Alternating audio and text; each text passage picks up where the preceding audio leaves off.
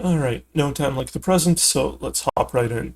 Got live split open, I've got my controller mapping buttons on screen. Just need to press any button on my DS4 or DualShock 4 to activate it. There you go.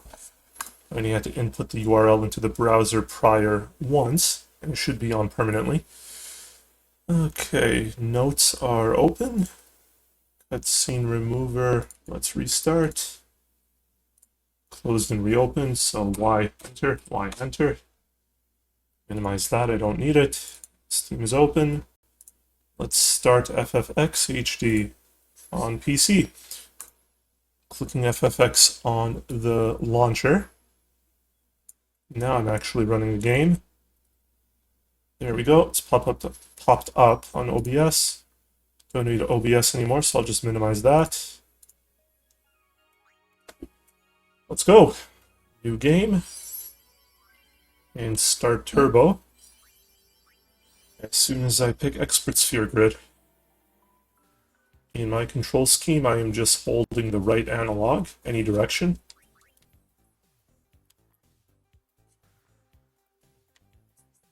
I will repeatedly press X or choose or select in order to just be easier on my hands. Get less fatigue this way. Now cutscene remover is enabled, so lots of things are going to skip by it fairly rapidly. No critical strats here, just trying to go in a smooth straight line from point A to point B. With live split timer going, I have both the RTA and the load remove time, load remove being at the bottom. It is set up for an auto splitter functionality, so there's very few times I'm going to have to reach over and press enter, but there are some times I will have to correct for it. I need to talk to Aura and just head to the next screen. This will be my first commentated run of FFX, so I'll try to be thorough in my explanation. Alright, first turn is always guard with Tidus. Even if you're doing RNG manip. Now you would normally want to pay attention to these first three hits. 291, 139, 560. But I have the RNGFix enabled, which means I cannot track the randomness of this run. So I have no program outlining what are going to be my drops or damage rolls or all that fun stuff. Just going to try and sit back and relax and get a run in. Once again, I'm just holding turbo, right analog stick, any direction. That will help me choose attack ASAP. And all these sin spawn skills go down in one hit. Alright. First boss time. And that's going to force me to use the overdrives. Turboing through the text. This I do have to manually choose. Thankfully I have these button inputs memorized. So on screen it might be closer to an Xbox controller. But I know how they transfer to my PS4 controller here. That I'm using for, once again, the PC run. As long as you make sure the timing is great, the damage rolls should be matchable. Oh, nice crit. So, common fights will have 5 demi. I think this is the third one right now. I would like to see 4, but I do need multiple crits for that. And none of them have been... You're probably going to see little hiccups like that. I think that's my GPU. It's a little old now, so it's probably failing on me. But we'll try to pull through. Alright, one more hit from Tidus should finish it off.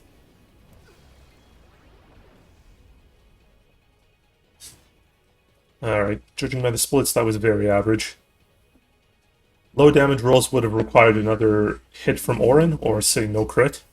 It's not like it's useless, but I do not recommend you turbo at the safe sphere because it will If you're not reactive enough, we'll just try to save you, which loses time getting to the save menu. Alright, fastest turns to complete this fight is swap weapon with Titus, Orin attacks himself, and then Titus swaps again twice. Sin scale order is not completely consistent, but this is the best we could do for our own party members. We'll auto-target the tanker, thankfully, so just holding turbo until we get 3 attacks off.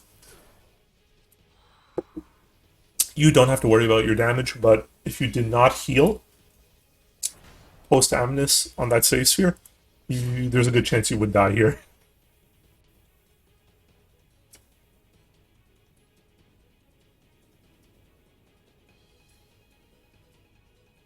Alright, next part, swimming section. I'm going to hold down left and circle to dive, and then eventually just switch to left on the D-pad.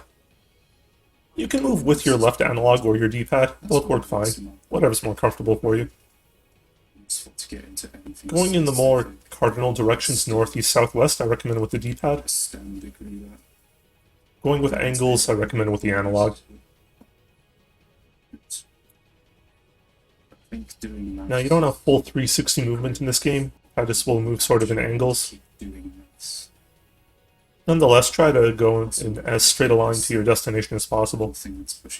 Minimal steps also means minimal encounters.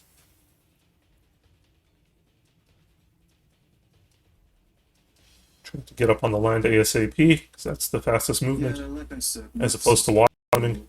I do have some background audio going. Hopefully that's not being picked up. It's sort of like, for me, something I chose because I didn't know what else to do. Yeah, this bridge is a little awkward when it comes to the direction you can choose.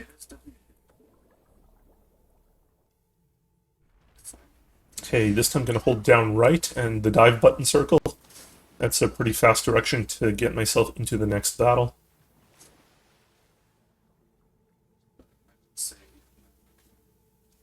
And just hold turbo immediately when I enter.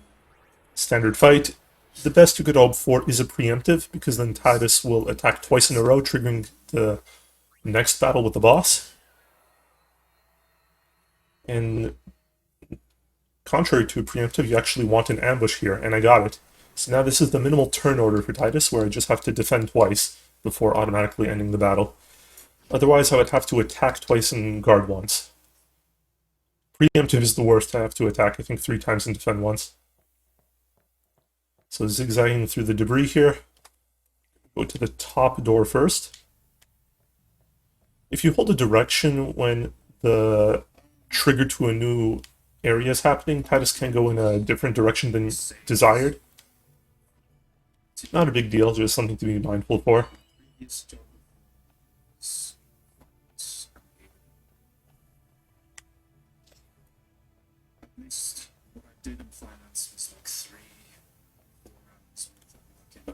Get through the door. Some triggers you don't need to hold your turbo to actually activate them, some you do. Before I continue, heal with 3 potions. Change that in the menu to a memory cursor and a short Aeon animation. This guy should take 6 hits. That's 1. I don't have access to Sphere Grid yet, so nothing I can do about this damage except hope for crits. Turn 3. Turn 4. At turn 6, I will potion myself for safety, because I do have 2 turns in a row here. That was 5 hits. 6th turn I healed, and the 7th one is an attack to transition to the next battle. Now I will be forced to use a grenade here, but I can use both. Just to finish the battle ASAP. Oh, that was a crit. That's very rare. In this case, I actually don't have to use both grenades. Okay, and I stole both. Very good. First steal is 100% chance, but the next one is 50.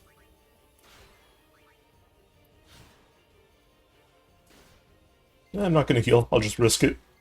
That grenade crit really did the work.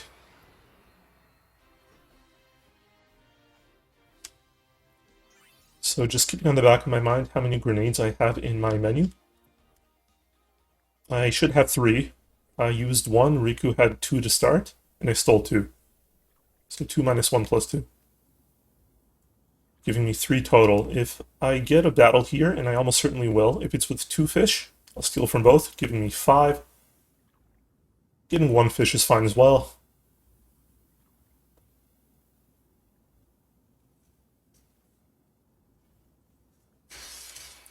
And ambush. Worst luck?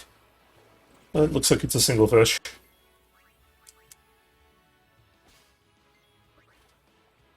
Because stealing is faster on the CTB, I should be able to steal another time. I'll let Titus finish it off. Good. So it's 1 fish, but I got 2 steals, giving me 5 grenades. So what I'm going to do for the next battle is I'm going to steal twice.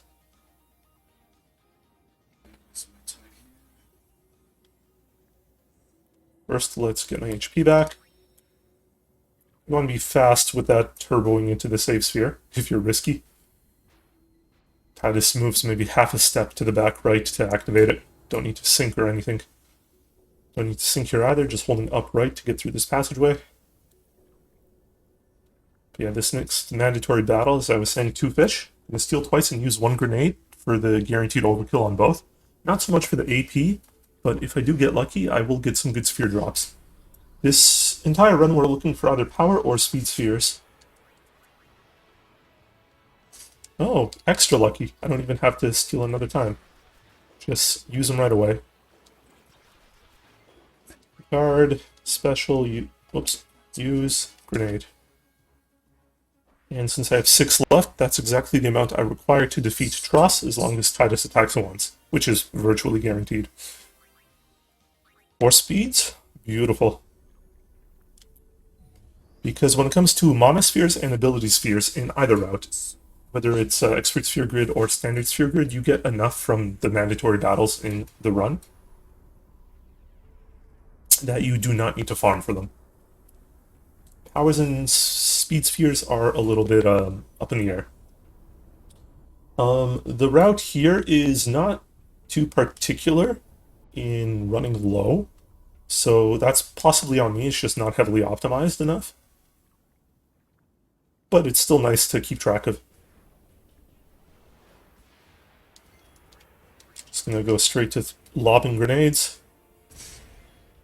Got the low damage roll. If it's over 350, Tross will immediately go to the other side of the arena, and Titus won't get the free attack in. Not a huge deal, just saving some time with animations overall. Sometimes I'm mashing X to do my inputs. Sometimes I'm just letting Turbo do the work for me. Sometimes it depends on the turn order. If I'm not paying attention, I could just accidentally get the wrong attack off.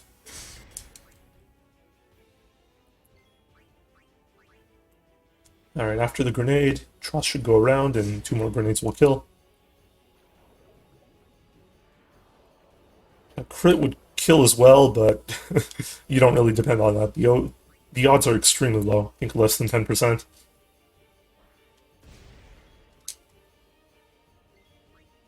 It's very unlikely, but if Titus crits and Riku got lots of high rolls on grenades, you can defeat Tross with just the 5.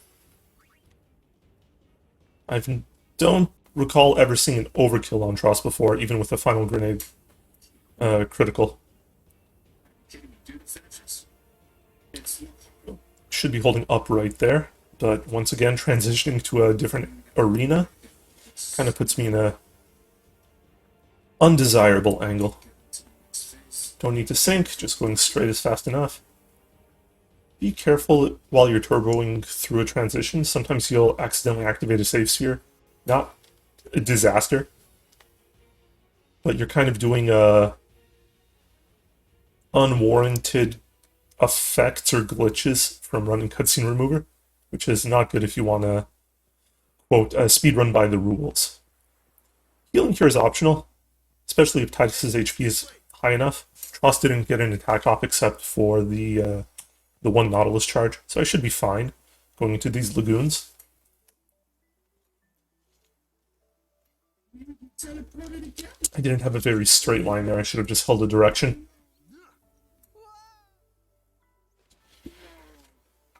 Just one line here to turbo.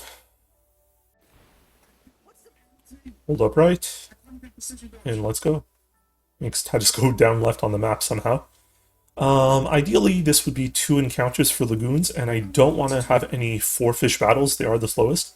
I especially don't want any ambushes. Yet again, these are out of our control. So we'll just try to go as straight as possible. Preemptive is good. Just hold turbo, and both Waka and Titus can one-hit these. The single fish and the double fish. The triple fish, not so much. And what sphere drops do we have? 1 power. Okay.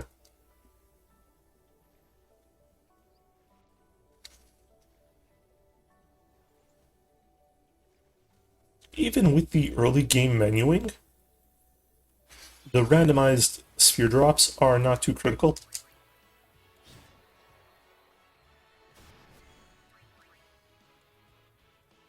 Okay.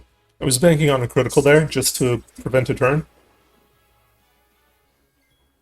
The triple fish are certainly not the best enemy formation to deal with. 1 speed from them. And these fish, they do not guarantee drops. While you won't get any weapons or armor, you do want to get the desirable spheres. Okay, this is one of the worst ones I can get, so I'll just straight up escape. The AP is so minute, it's not critical. Yeah, that single fish has pretty good agility and will often outspeed. Thankfully, first try escapes on both. Yeah, I'm going to the left here because it triggers the transition just a little earlier.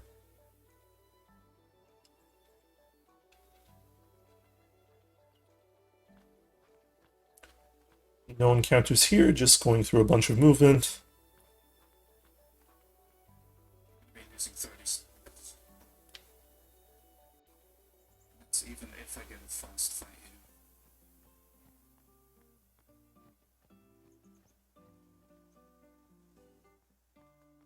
You don't have to aim directly for the door, as long as you aim at the edges. Titus will just naturally walk into the trigger himself. Let's not do this.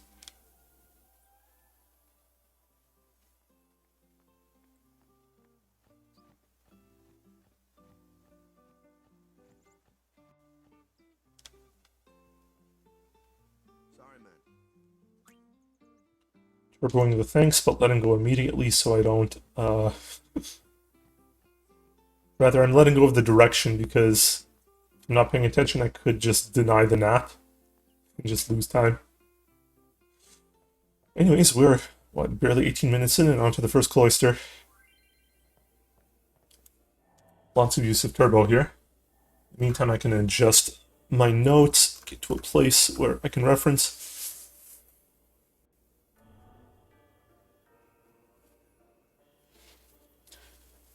One of the small things we're looking for here is to get to sphere level 3 with Titus. Titus. Because I escaped from that 3rd fish fight, I don't think I will be so lucky. But it is not critical for the upcoming boss Kimari battle. Just makes it more consistent.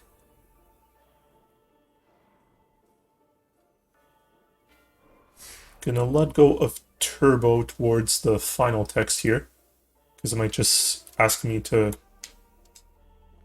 re-interact with that, whatever you call them, places you put the spheres in. Receptacles.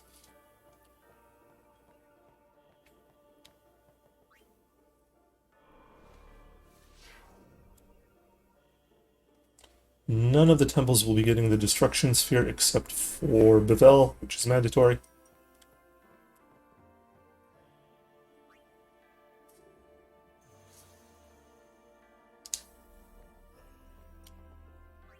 Holding down for the directional movement. Yeah, a lot of the stuff I say is pretty obvious to people familiar with this game.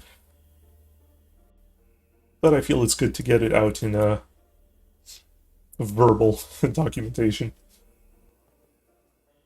Up just to directly go into this pedestal spot with, what was it, 10 steps? Could be 11. Holding a little bit there will automatically let Titus aim towards the entrance. I should have done that instead of just holding my direction during the screen transition. Default names are fine. This game, the amount of characters isn't that critical in saving time. Just aiming towards this top right corner here. Where's that boat?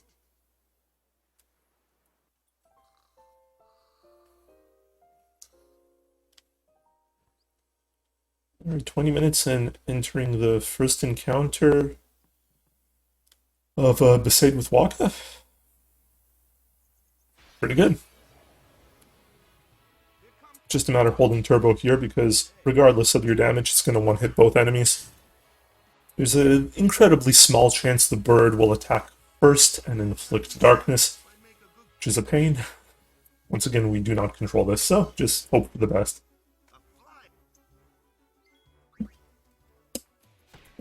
Alright, easy peasy. 1 guaranteed power and 1 guaranteed speed sphere. I can see, checking quickly on the results menu, Titus is only at 2 spheres, 2 sphere levels. So even after this mandatory fight, I don't think I'll reach there. So I can save my menu for later. Ideally, it would be done after the first Garuda, because I could at least combine it with the party switch menu. Spells of ice and ice fiends. I get fire and ice. Lightning and water up. This one here is a Turbo does have very fast enemy selection and attacking, particularly with Lulu's magic, so I do like to use that instead of fervently mashing X. Alright, so for Kamari, we're going to have to start counting our damage rolls. So he has about 750 HP. Going to take 5 to 6 hits. Okay, 1 dodge is good. So that's a -7. That's a crit. That's very good. I should not have to heal now. That's +8, giving me a +1. +3. +7. And it's done. And I actually got the best drop as well. And just one of the quirks of running CSR. Titus gets to slice his way through the story. Yeah, that goes away with the screen transition. No big deal.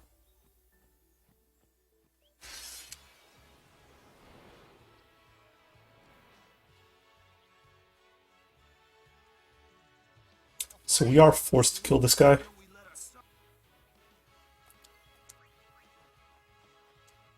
But the next one we can't escape from. show us what you're. Okay.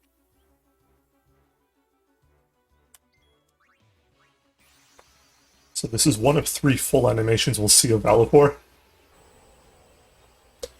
Next one will be 2+ hours in. Ish, when we reach Isaru, and the last one will be 3.5-ish hours in, when we are fighting Yu Yevon. So I'm going to mess with the CTV a little here and do a double Sonic Wings. If I crit, I could do a single, but no big deal.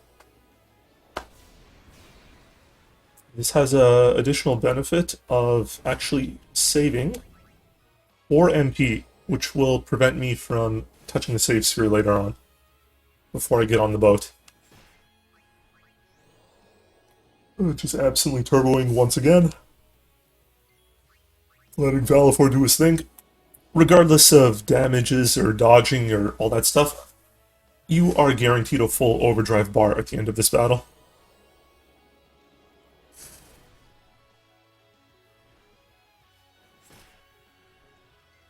And this should kill. 400 plus HP is plenty. And I have the MP that I need for the next battle. So we'll continue.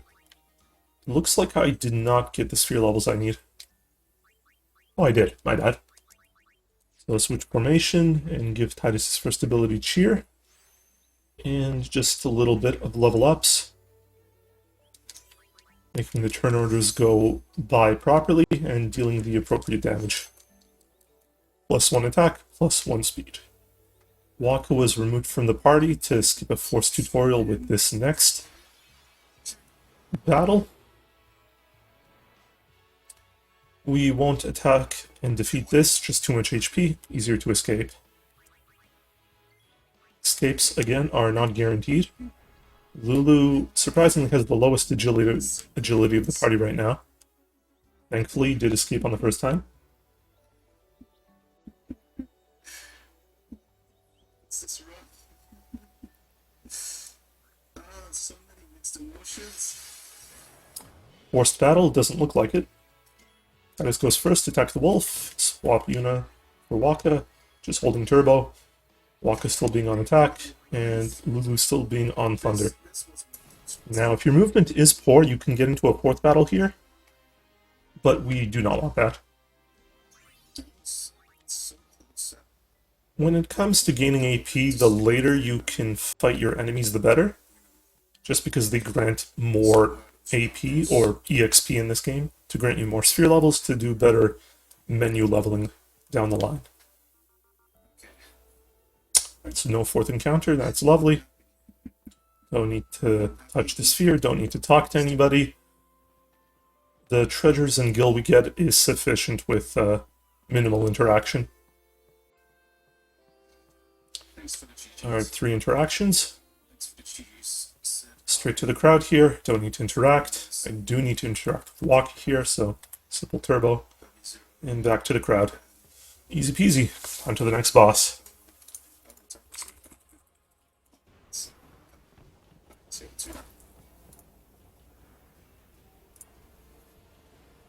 Whether Titus or Yuna goes first, it doesn't matter. The party is auto-selected for you. Either way, we're going to swap to someone else. Titus for Lulu. Under. Don't turbo because you don't want to attack a Sin skill, you want to attack a Fin. Attack, right once. Directs to the Fin. Kimari can lance it for a little more damage. And that also helps with the CTB order. Fin's move. Sometimes the Sin skills get a turn to flicker or attack. If not, Kimari can swap to Titus. Titus can swap his armor to the metal shield. Optional. You can also switch weapons to Brotherhood, but that's already equipped. Next 2 turns with Waka and Lulu. I'm just going to hold turbo. Crits are irrelevant with Waka. If you get double crit, you can risk skipping a turn with a Valor Ore, but this is why I was talking about earlier, how I want to save the 4 MP. I am going to toss in 1 Thunder with this guy. Oops. You want to hit up to target the Sin, not right. Hitting right targets myself. Yeah, unless you haven't memorized where the icon is going to go, just keep your thumb off turbo. Should get 2 attacks here. Even with double spines, I would have survived. But we'll just overdrive for the overkill. So up the first time to target the Fin with Thunder, but right the second time to target with Energy Ray. Yep, guaranteed overkill, regardless of damage. And next battle. Gonna cheer 4 times. Each cheer is +1 attack and defense. And we'll Dark Attack with Waka. This is for safety purposes. If all the Sin scales hovering beside the boss here attack Titus, he can die. Now, there is a edge case here where Titus has dodged so many attacks that his overdrive isn't even full here. Oops, I shouldn't have Dark Attack there. That's me just holding turbo and talking. But I did cheer twice, so cheering a 3rd time.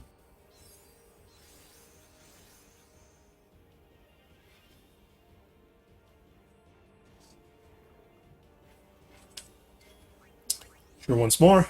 Should be the final time. And Titus can start attacking after Blender. And I can tell it's good because Walk is now hitting for over 200.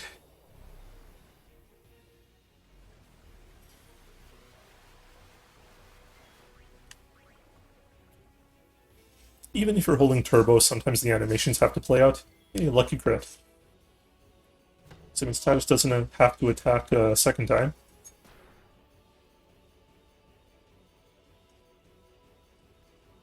Drain touch is fine.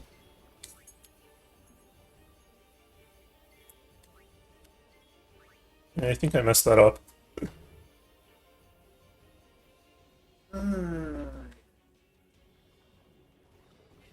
Well, if I get the overkill, it's fine. I'm not used to the Titus crit, frankly. Yeah, that's okay. Still overkilled the boss, losing some time because of the turn order mess up. Normally you don't see that second drain touch. But the game, as routed as it is not perfect. No relevant drops there, even if the yellow shield is waterproof. Not waterproof, lightning proof. I'm probably not going to check, I'll just sell it. You get the lightning proof guaranteed down the line. Hit the cutscene, go backwards. Backwards again. No interaction, just getting to the right spot. The drops from our previous boss, Sin Spawn, however you want to pronounce it, Achilles, Schweel,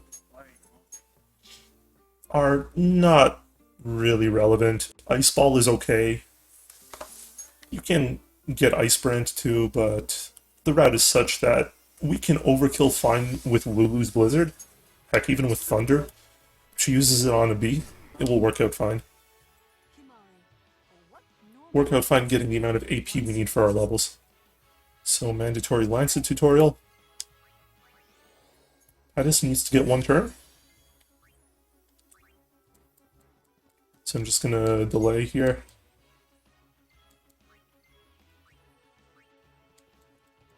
Eventually I'm gonna get Yuna to summon to handle the overdrive, because that is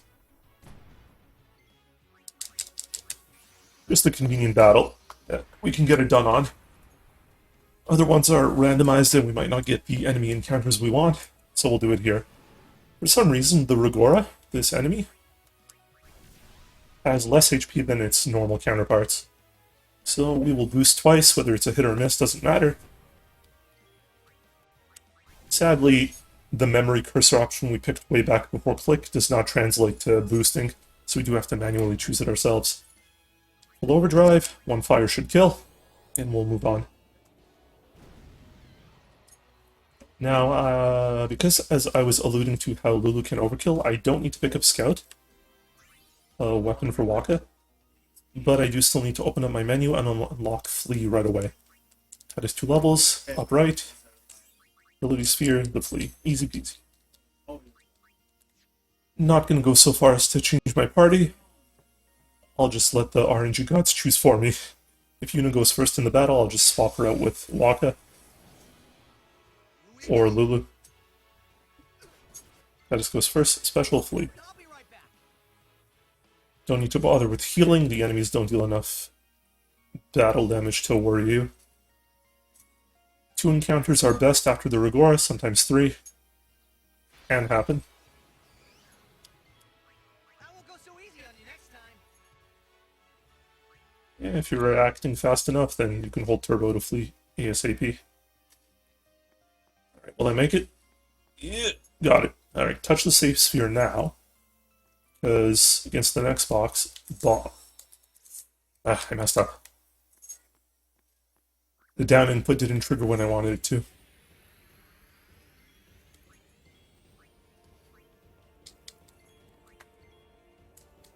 Waka does need a turn here, so does Titus.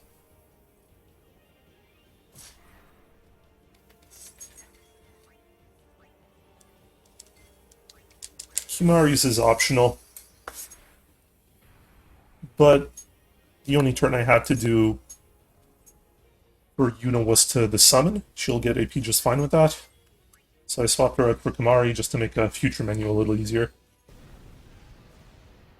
Fight here is also straightforward. Energy Ray, 3 fires, and another Energy Ray. Sometimes the CTB turns out in such a way that since Spawn Jeannot here gets only 2 attacks instead of 3, this won't completely fill up your overdrive. In which case you will have to throw out a Sonic Wings. We'll see what happens. 3 attacks? Good. So I'll just make sure I'm on Black Magic Fire. Should be from the Rigora. Now I can just hold Turbo for the next 2 turns. I won't get an extra turn.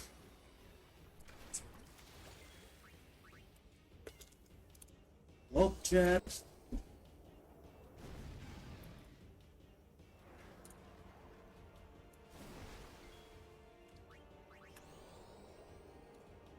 That we now learn of this savant that is the man behind Trader Domain. Yeah, right, another Energy Ray for another overkill.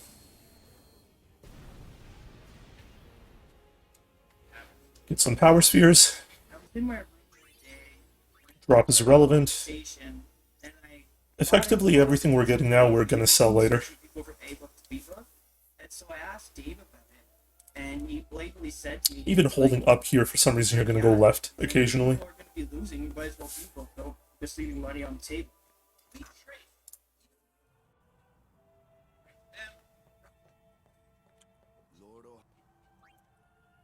Straight up, then up left, and then up right, and then up.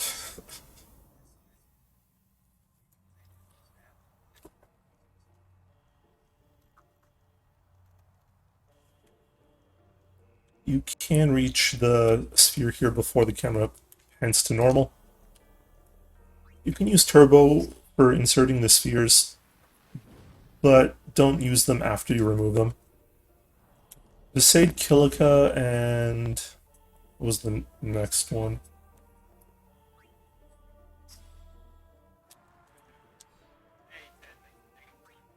I think for Bevel you don't want to use the Turbo as much. For Jose and Makalani it's pretty safe because there's the delayed animation. See, I used it there and just did a extra blue box for no reason.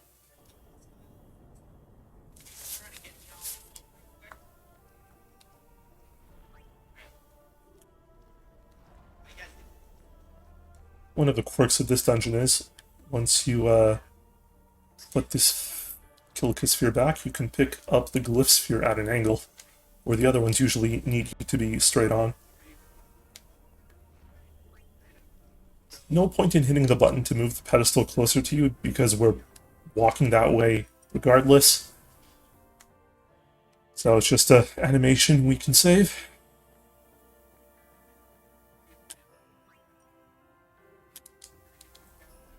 And just the casual trick for this final Kilika sphere here. You don't have to put it back once you remove it from the door. Just walk into the trigger with it and it will disappear on its own.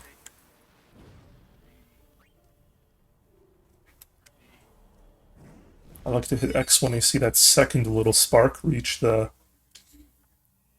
cutoff point. To Waka, interact Waka, go back, name Ifrit. Just hold down to get out of here ASAP. So the best time to get this one extra battle for the AP would be during a preemptive. Once again, I'm not messing with the turn order.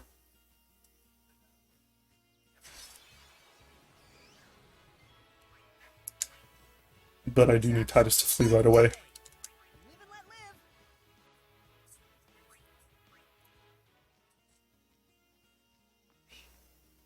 If I don't get the B encounter, I won't force it.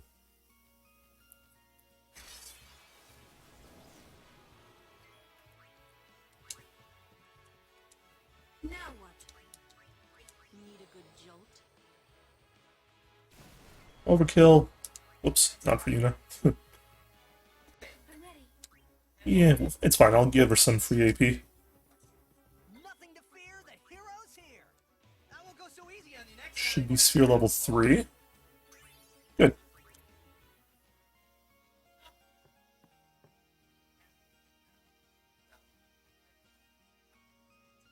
Should be one more battle, but I'll flee from that.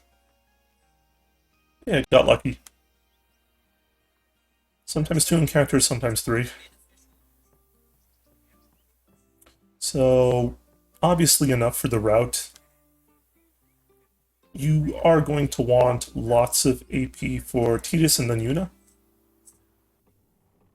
And as I've alluded to earlier, getting it on fights in the early game is not terribly optimal or necessary. But if you have the turn, you may as well go for it. We'll be getting all the AP we need later. But off to jet shot time. We do not get this, just turboing through all these boxes, except for the mandatory practice session. Up right, left, center, and down right by hitting X at the same time.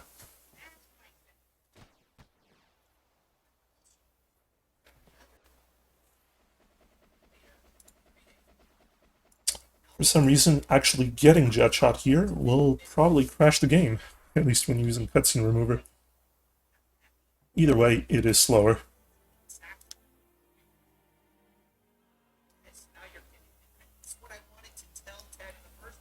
Lots of point A to point B. And tutorial, so don't hit the turbo there, or you're going to be thrown into the blitz ring early.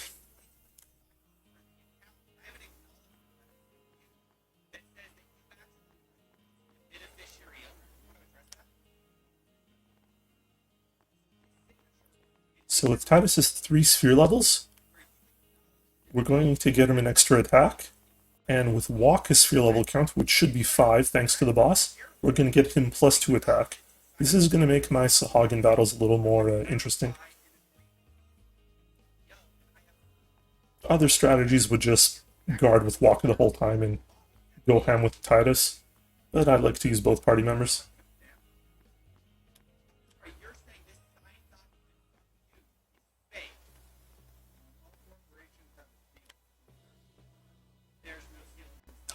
Alright, let's do the menu now, before I forget.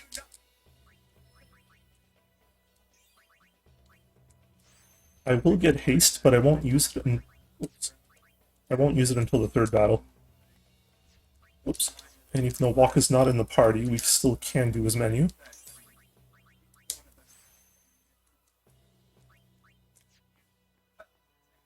Mari can't go anywhere useful right now. So because of this extra strength I got for Tidus, I can put him to use and actually attack one of these Machinas. About 80 damage. Kamari will go next, also roughly 80. Lulu thunders the other one for the insta-kill. Because her agility still remains low, Tidus and Kamari will get another turn, both dealing 80 apiece. Approximately. And that takes it down.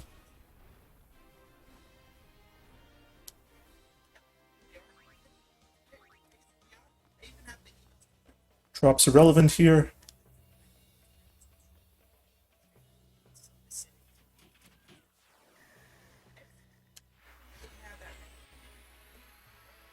Well, I can turbo for Tidus and Kamari. Lulu does have to be manually chosen, the other one.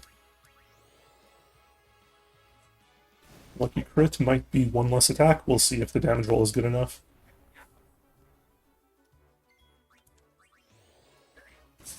Nice. Sometimes Kamari will, or rather, I shouldn't attack with Kamari because his damage would be closer to 60. Lancet is the better option with the magic stat he has.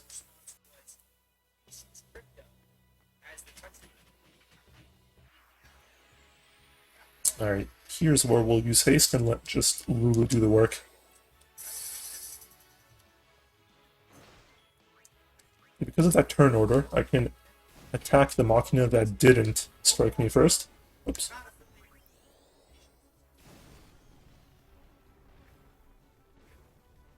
Saves an enemy turn.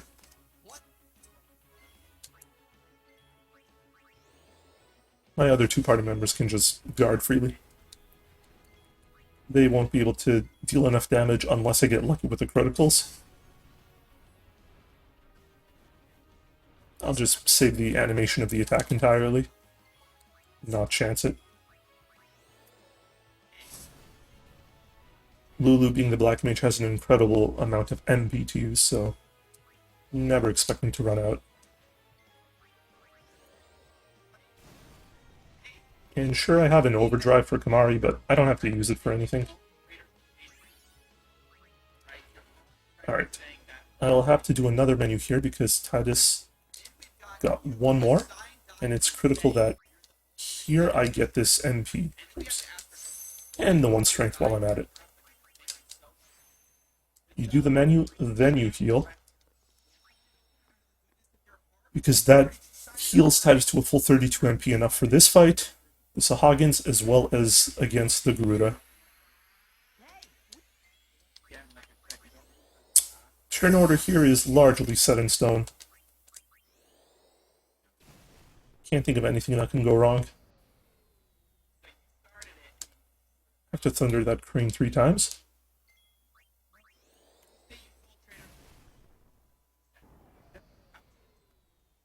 And Lulu will get her 3rd turn before Titus goes again. So Kimara just guards. Just take 1 Blitz Rush. Should never kill. Or I've never seen it kill.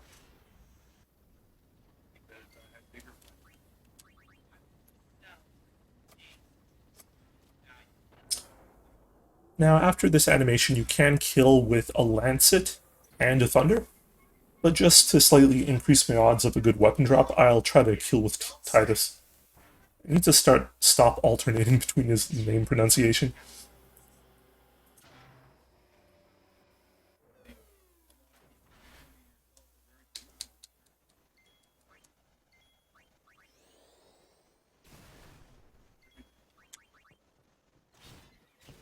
Lightning Steel is best,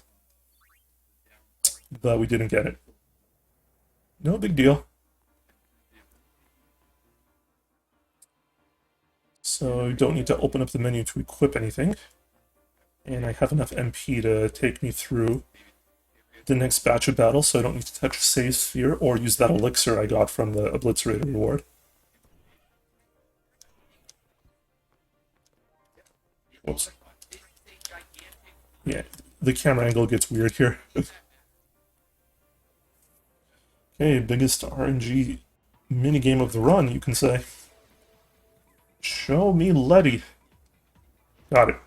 So, mashing triangle to get the manual. Normal is fine. Just gonna head immediately backwards to my goalie. Avis should come to me.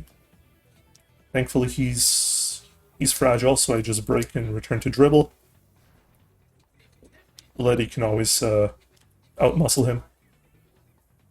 Avis will swim away, and then I am safe here behind the net for 5 odd minutes. Good time to stand up, stretch your legs. That's what I'm going to do.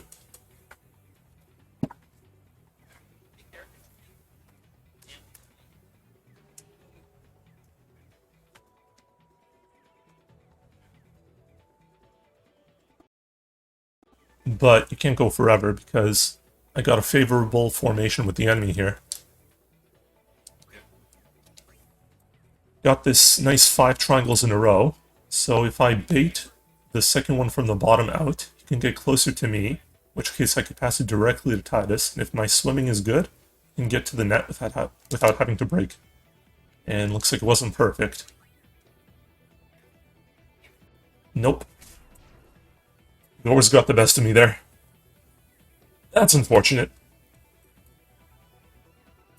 So, their goalie can block with 8, but Titus shoots with 10. So if you're close enough,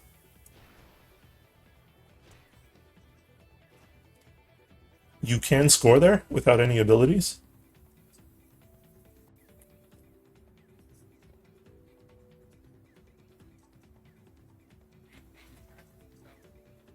Okay, looks like I got the good formation again. So I can try one more time. Just be sure you're far enough. If you go too far close to the center, then the enemies can try and break you.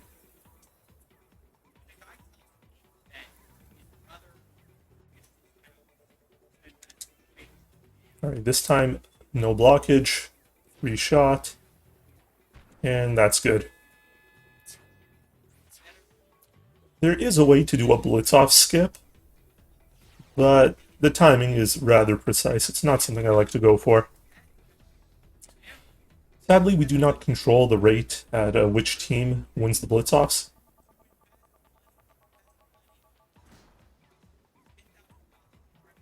Titus is not very strong, so odds are he will not ever recover the ball for you.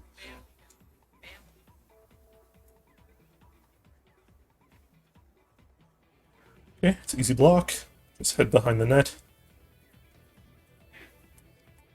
If you want to be more active, you could head to the bottom right of the arena as well. That's also fairly safe, as long as you're really hugging the edge of the arena. But ideally, I will be winning the next 2 blitz-offs, and I will just be doing this with Letty for the rest of the game. While the route does not make it mandatory to finish with a strength sphere, it makes your life a lot easier if you do. Means you don't have to waste time on extra grinding and, time losses like that. So, because Titus did get a successful shot in, he gets the free upgrade to Sphere Shot. It doesn't have to be equipped. It's just automatically put on there. Okay, we got Lucky Letty.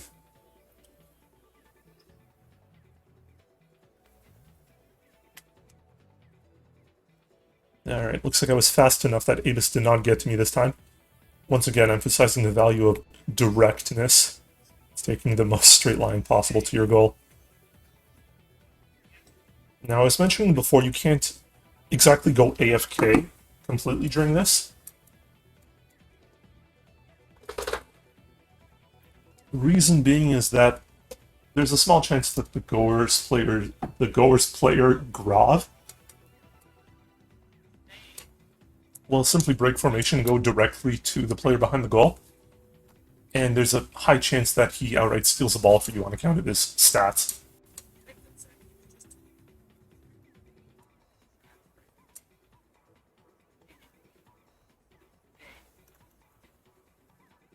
Like so. I was not paying attention.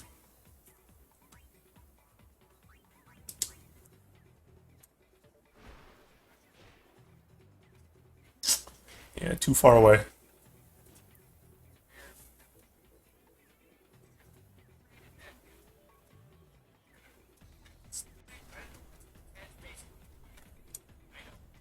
Okay, thankfully, you did not want to go for the goal there. But, nonetheless, this is still a poor situation. Nice. Bada saved me. And I'm just going to swim around, get to the other end at least. It's not the fastest player, but...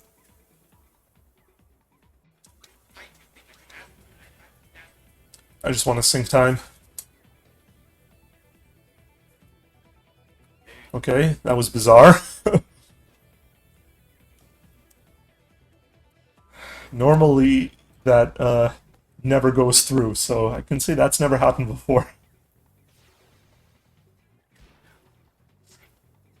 Alright, beautiful. Hopefully I don't get ambushed like I did the previous round. If you are paying attention, like I should have, you would be passing to, say, Jasu. Because he is your fastest player and can swim away from all the Luka goers, as long as you're angled correctly.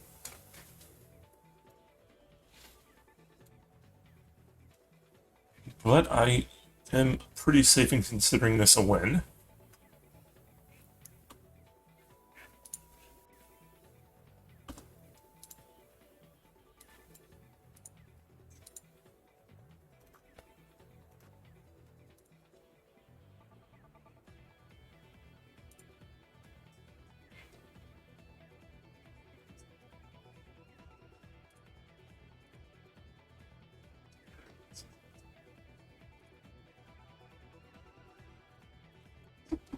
Alright, good stuff. Got a blitz win.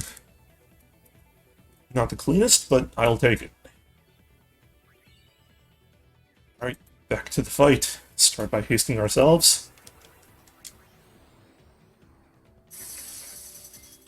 Waka makes himself useful. And prays for a crit, but doesn't get it.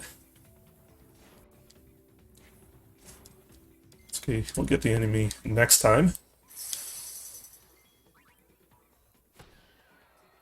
And thanks to his +2 strength, we only have to cheer once.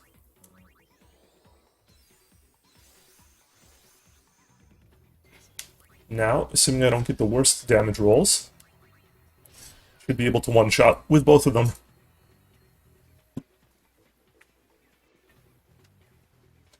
The more overkills we get, the better, because they will double the amount of power sphere drops. But each of these fish have 170 HP, and a low damage roll can yield something like 168 or 169 with Waka. Like shown there. Oh well. That's the odds you play.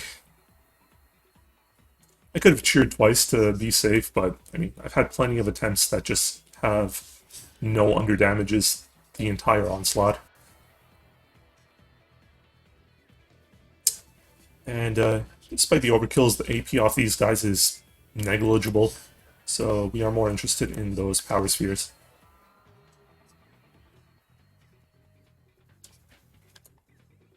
Magical invisible box. The reason that they often default back to it's way harder than it looks.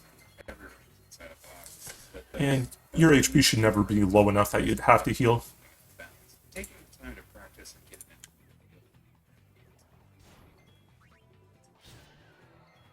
Players, American.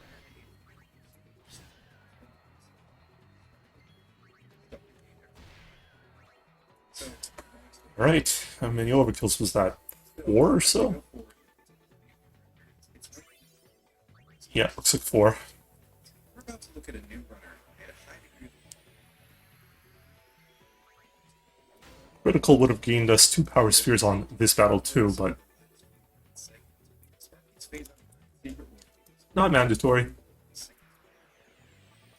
So many frames. The execution quickly destroys any benefit in that route. Sometimes even anywhere. So we start with Hasting Aura, and he's our main damage dealer. I will also blind the Garuda here, just so all my team members can stay alive.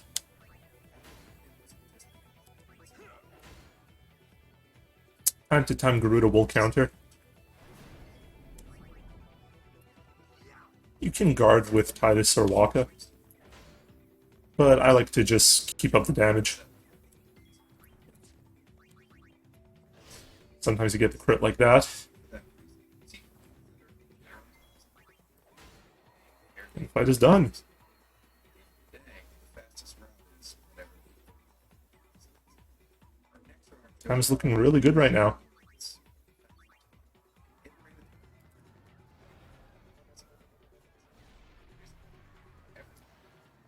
before we meet the next runner, though, let's recap where we are in time.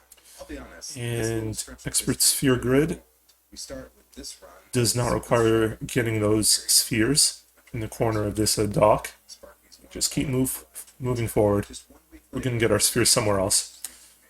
it's got procedural smack them. Kind of crazy how a little drop of water in the game can grow into an ocean of culture. Metroid Prime has been kind of like a weird lake somewhere in the mountains that like 6 people have seen. They all talk about how beautiful it is. Anyway, Metroid Other M came out. This is actually one of the games of all time. We closed the book on Alright, off to me, and then we're not even an hour into the run. That's what I like to see. One of the last forced encounters of the game here. No way. If you were not attacking with Titus ever since Obliterator, it might be defaulted, your cursor that is, to the white mage, or the white magic. So just be mindful if you hear the error alarm going, that invalid input sort of buzz. That requires your manual correcting.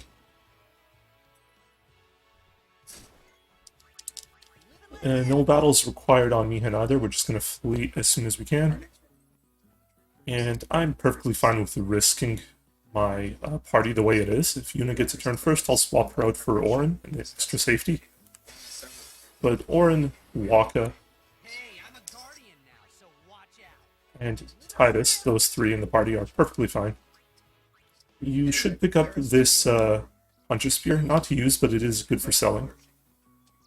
Should be about 3 encounters on this first section of Mihan.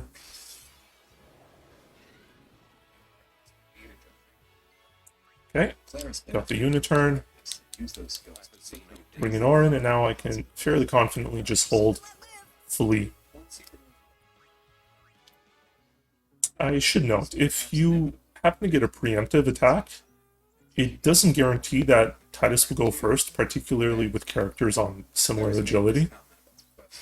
And that goes so far as to even when he has First Strike equipped. I'll be right back.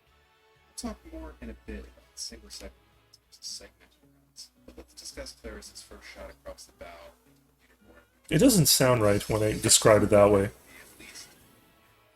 But I have had strange encounters For many years, and strange actions in battle because I was just looking off screen and holding turbo when I got a preemptive strike.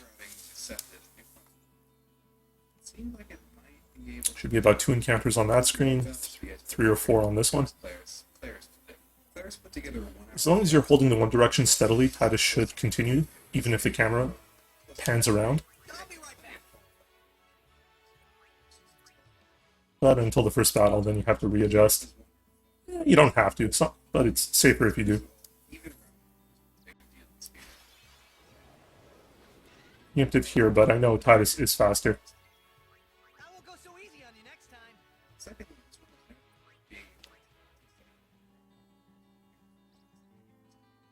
It's a tricky and strange little distinction that we'll discuss at length next section. Did I say 3 or 4? I think it's 4 or 5 encounters on this one. Discuss the single segment.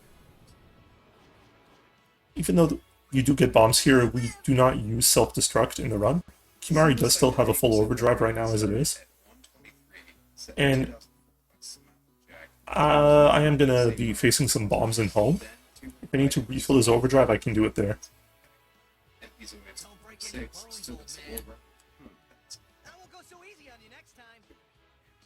Second longest standing world record in any You are free to hold turbo during the results screen just to cancel through those boxes speedily.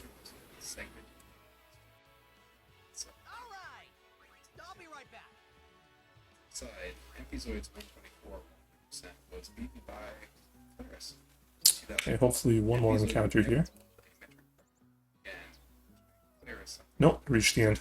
Nice. This run used basically the same. Just hold straight up, activates the cutscene fast. Claris elected to fight Thardas against Okay, Spider-Ball. gotta actually do a bit of shopping here. Gonna sell all your weapons. It would be the last time that we see the Spider-Ball. The only minor difference in routing was the reversal of the order of And buy some items. slightly different.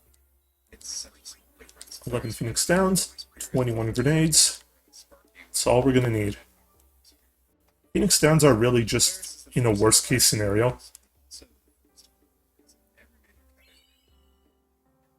still active on Twitch, and games. Claris's extreme skill raised the bar to run metric.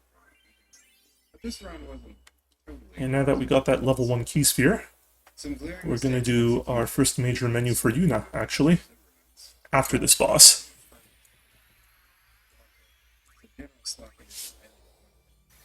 It's Chocobo Eater and just hope that he kicks us off the cliff as soon as possible. Players opted in this Rarely, as I was saying,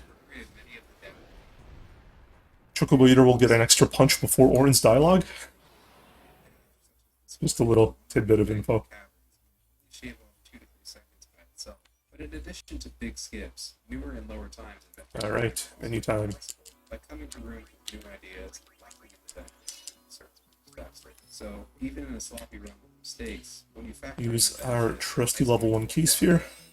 Unlock the path. still Yuna becomes our thief. For the time being. Your final notable new first appearance in the game. Having 6 sphere levels for Una here is better, but since we don't do extra battles, it's unlikely you'll see.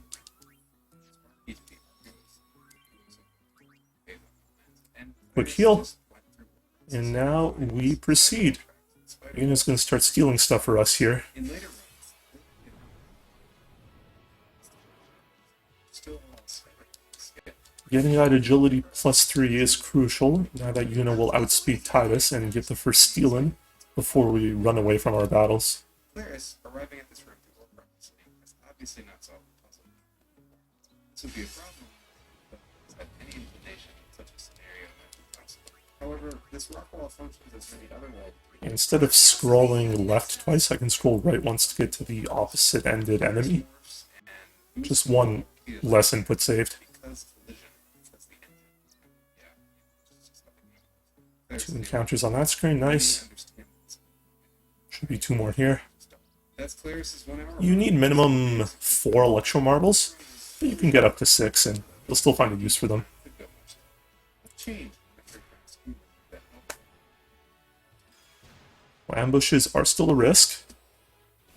Can get an unfortunate game over, thankfully. I'll be right back. Claris's 1 hour time would stand for We are running on the HD version, which has autosaves, so it won't outright kill a run. This kind of ambush possibly can. I believe it's just a standard battle.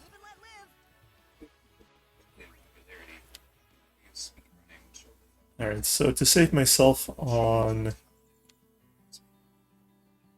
Prime community had always some inputs, I can, instead of healing with Cure, just 6 years prior they sent teams toss a Mega Potion, because I saw everyone was damaged. Alternatively, I can just touch the save sphere and get the free heal. Oops. several early documented Once again, not paying attention. I'm supposed to talk to that guy. Go backwards, just go back forwards. Now we're going to come to a critical skip of the run. I can't promise I won't softlock and end the run right here and now. But before I do that, let's get to the next screen.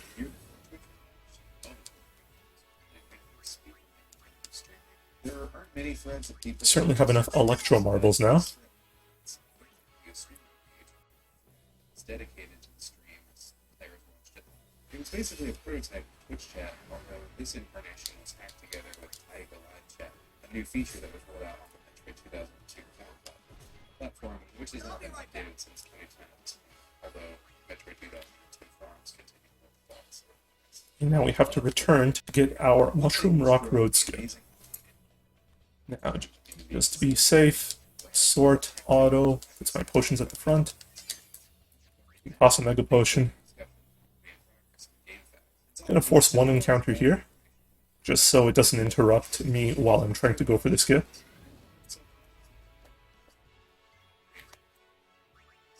Since I don't need to steal on this path, let's remove Una from the party. Let's try and line myself up here.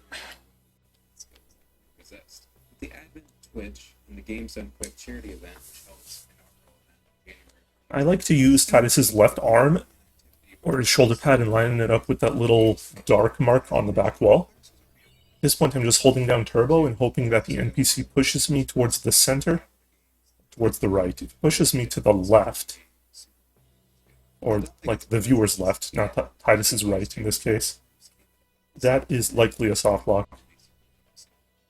Okay, so this looks good to me.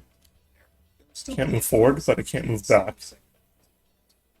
So it looks like I'm on the center box, which is very good. Gonna force another encounter here. new runners often see it as the only feasible way of I won't go so easy on you next time. So to minimize your chance of encounters, just hold circle so Titus can walk.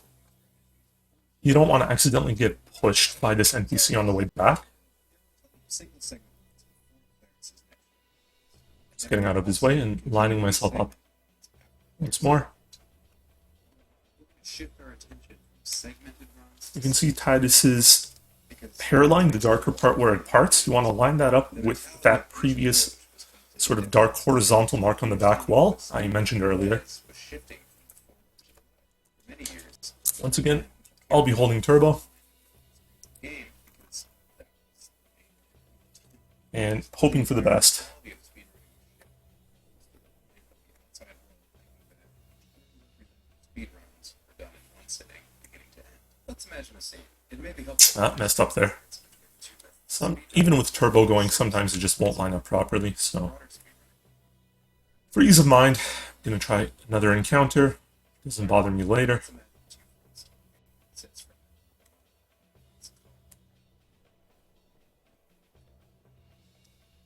Says friend number one, let's call him Zachary. I can be with him. Says friend number two, let's call him Edgar. I will go so easy on you next time. If you've ever watched a speedrunner grind out attempts at their game of choice, you would understand what happens next for a single second. We go back to Edgar's Alright, house, seems to be lined up. plays the game of his life, and after about good time, drops the controller, and says, "Yes, I did it. Edgar is promise." So Zach insists that they watch the Yeah, maybe someday CSR will just remove that invisible wall for us. They get But into until then, we have to still do this. Once again, right analog, just holding turbo, not pressing a direction. I'm just hoping that I'm lined up properly. GDQ. Just pressing circle to walk, lined up, and then I People who know what speedrunning is, this is still no good. Wow, let's imagine a very unfortunate. segmented. Live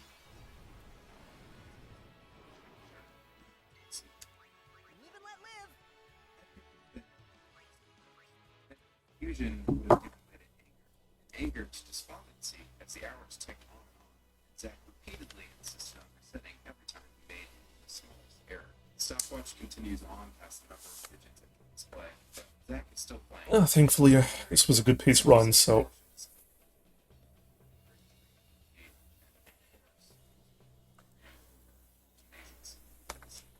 Winning his run, he can't use that. He just needs to get a perfect. This doesn't make for a very enjoyable experience for Edgar. It wouldn't be the most appealing thing to watch on Twitch stream necessarily. Could you imagine GDQ if the runners reset every time they fail the trick? There's an enjoyment for the viewer in suspense of watching a runner get on a record-beating time, wondering if they have the luck, skill, endurance, and focus to take that run over the finish line. Zach's segmented run continues for months. Eventually, he's finally Angle looks good this time. Up from the screen, confused as to where his friend went. alright, I'm through. Edgar reassures his friend that he That was 4 tries. Usually it takes 3. Good players can do it in 2. segments, saying he needs to send them to some guy. Live and let live. But what's important is that I got it for this described run. In Edgar's mind, the question of Zach actually beat the game.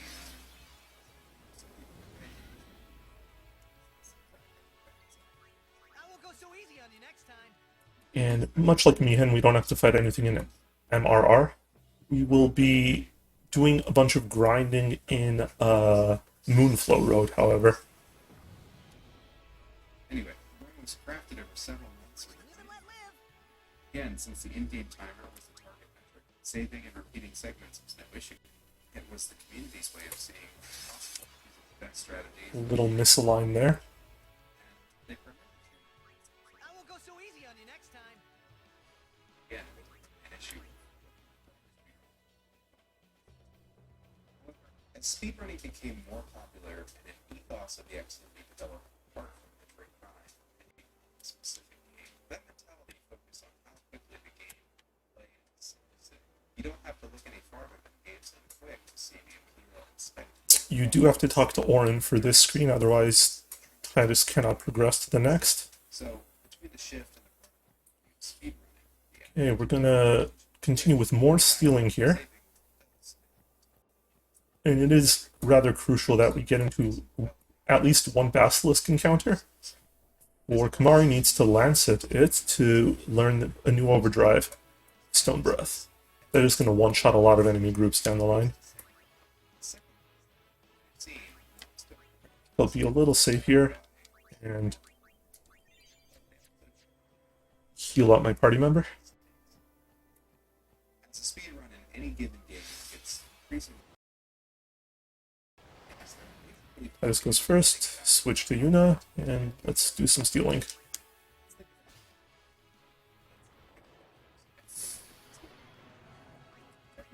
Pretty extensively. Thankfully that missed, so I can actually learn. So now that one player has escaped,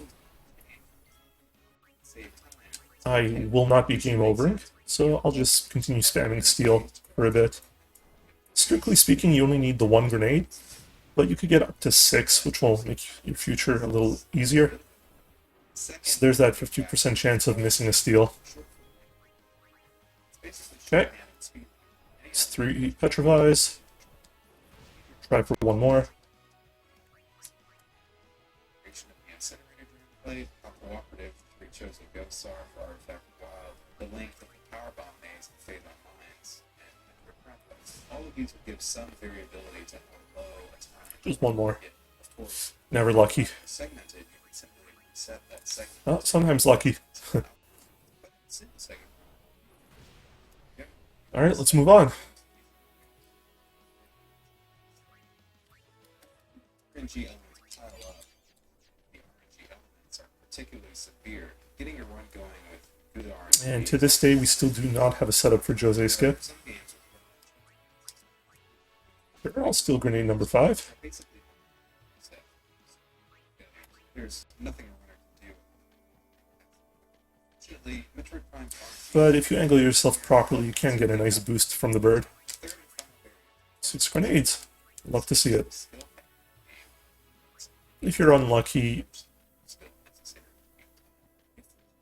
you might not get any Basilisk encounters even after completing Jose. And along with Petrified Grenades, we also need some of those Antarctic Winds. Just the single steal is sufficient. skill of a golfer comes down to intercepting some differences. So that was roughly a minute lost to the failed MMR. Said that golf is played on 6 So I guess 1 minute per try? Something like that. Oops, got that up left again. Same as I did outside Kilika Temple, even though I was holding up on the D-pad. Trying to hold one direction here so I go directly towards this Guardian of the Cloister. Alright, puzzle 3. This one is easier to hold turbo on because there's that little animation of the electricity powering down.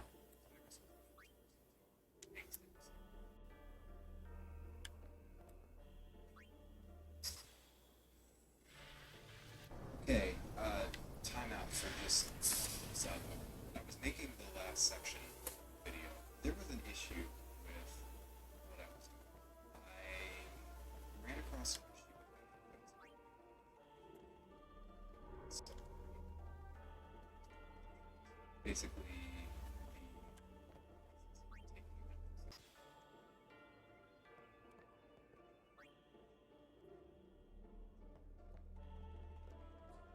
Just to minimize a bit of my movement, I'm going to push the pedestal 12 steps to the right, along with the Jose sphere in my hand. Immediately plug it in and combine these two animations, of starting the spark plug and charging up the sphere. so I think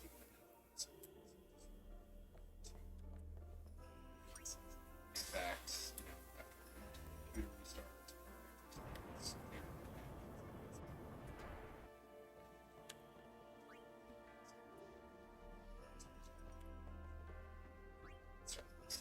otherwise I wasn't really sure what I was going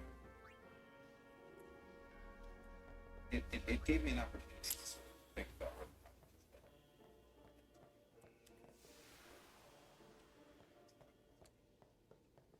Just to get more consistent with my pedestal pushes, I'd like to switch to walking while I'm brushing up against them. Now this bridge is very wonky. I don't understand where's the proper trigger to actually jump across, so I'm going to do some wiggling around.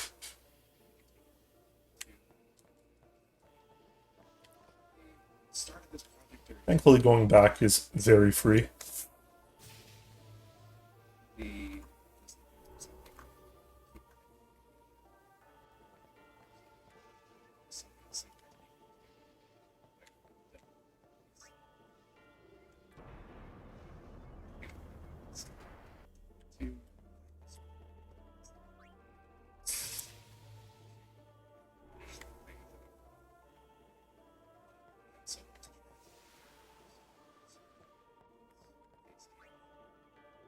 thought that maybe switching it this way might speed things.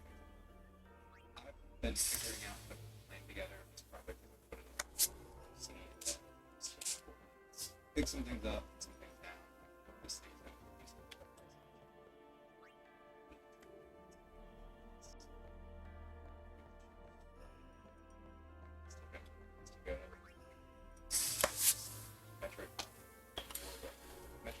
Just in the background here, I'm rehydrating. Now, the fastest destruction speed you can get is in this temple. But as of now, it's not critical in the route. the I think it's a magic sphere you get.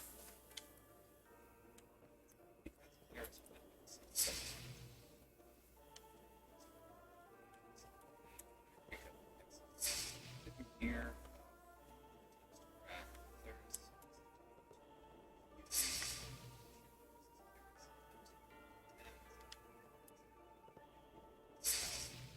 Fighting the frustration. So I think this will be one of two splits that won't automatically press enter on live split for myself.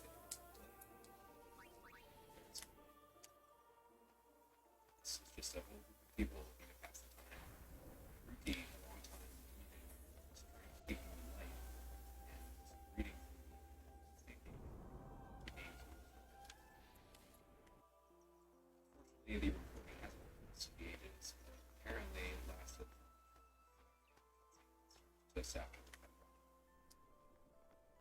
Just avoid the human NPC there. She does have collision and can block you, but for some reason the Chocobo does not. So, Moonflow time. It is the lost media, the 59 minutes. This is where we will have to grind. 3 battles is sufficient, as long as they're the triple. Not this triple, though.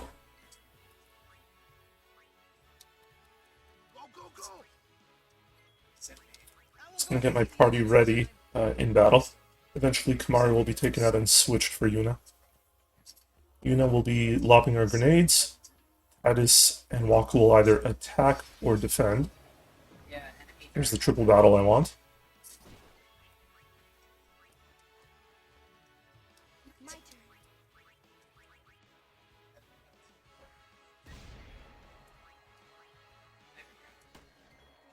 Just take a 10 to 15 minute break here. Alright, here's our dream team.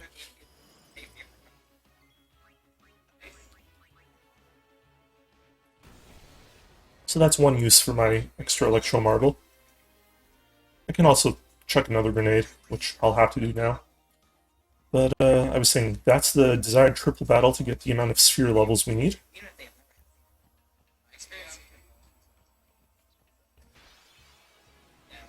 If it's an ambush, I'll try to escape. But at the same time, I can chuck a grenade at these 2 bees for the overkill. Get some extra speed spheres. And I think I mentioned it before, but flee does count as an action. And it won't trigger the poison. So it will get me some sphere levels.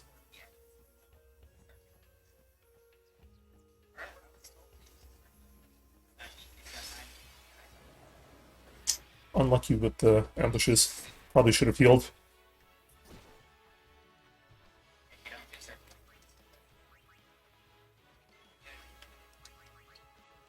Okay. I wasn't paying enough attention there.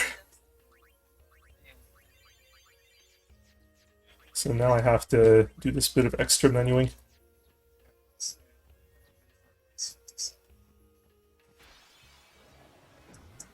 Good.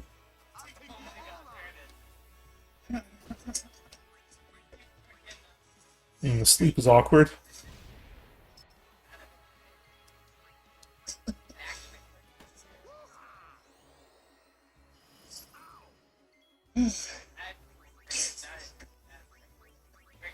Wake him up.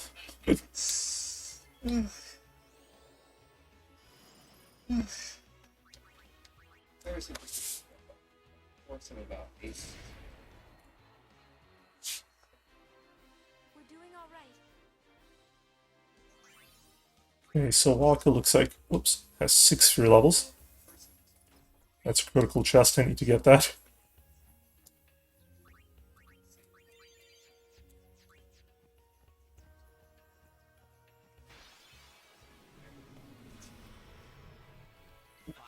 While you can't technically fight this battle, there's a good chance that the Fungwar over there will cast Pollen, putting sleep on your whole party, and then just get magic attacked to death with Thunders and Fires. Magic attacks do not wake up a sleeping character. I won't go so easy on you next time. Yeah, just with the one attack, I think I'll chance it and avoid the heal.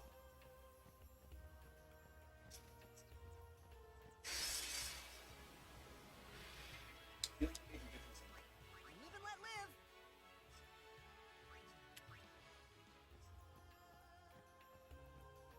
So I'd like one more triple battle here. Not what I wanted. I won't go so easy on you next time.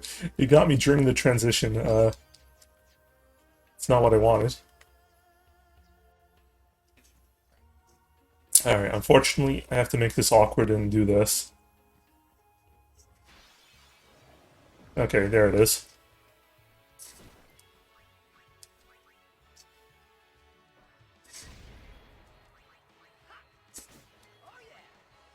Either Waka or Titus can attack that shelled enemy.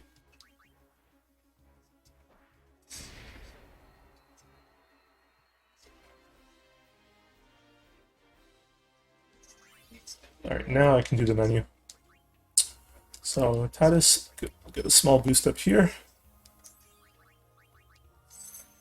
More speed and another +1 strength.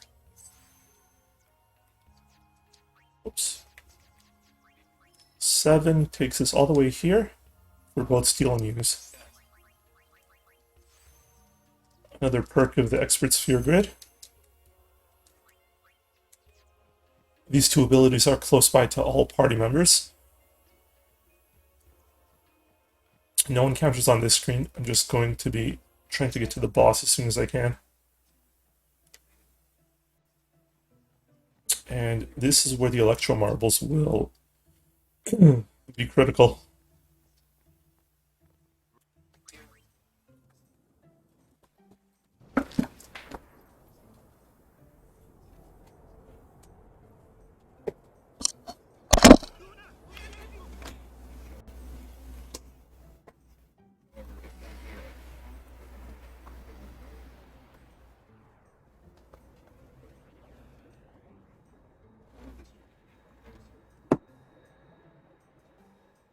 Alright, fairly straightforward.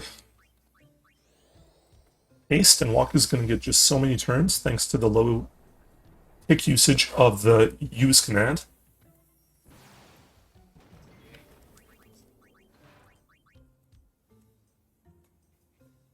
Oops, I should have grenaded first. No big deal, just a few more menu inputs. That is critical such that we end the battle with a Electro Marble for the overkill.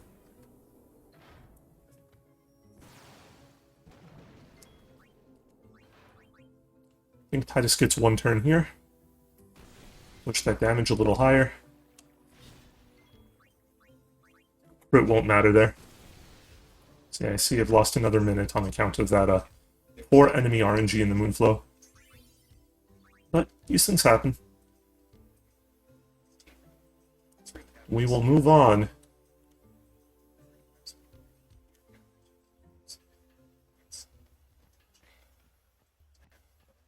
Now, the mandatory fight here for Riku,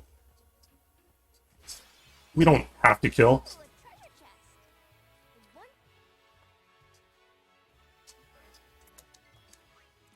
One But I find it simpler just to get through the Overdrive tutorial instead of trying to find Titus and flee.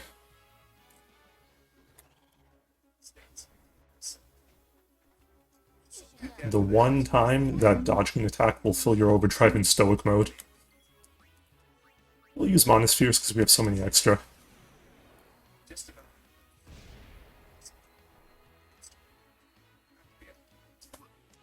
That I can combine it. It's not that.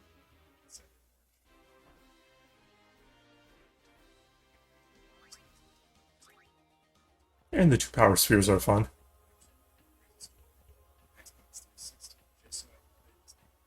No need to change my party. I'm lucky I don't get an encounter there, but I should get 2 or 3 here before Guado Salam. At this point, Waka doesn't need sphere levels anymore. Plus means less at M. I won't go so easy on you next time. Haven't heard that line in ages. Yeah, you learn something new every day.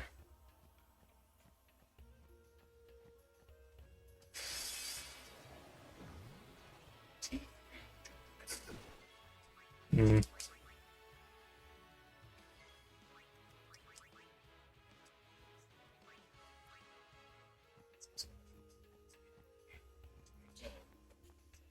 A little bit lucky there.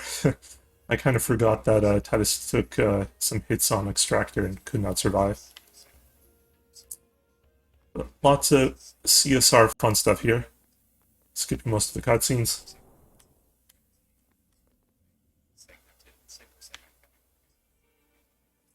I don't know what's the optimal talking path here. I just talk to everyone. I get the feeling he called. Well, everyone except Kamari.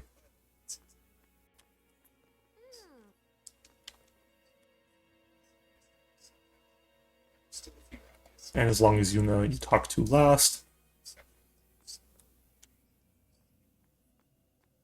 Not the first path, but the second path. Climb up here. And critical for the run to continue, get these electro marbles. In other words, there was definitely still time on the table. T3 decided that he was going to be the longest, but after the record stood for about a year, clearances 56.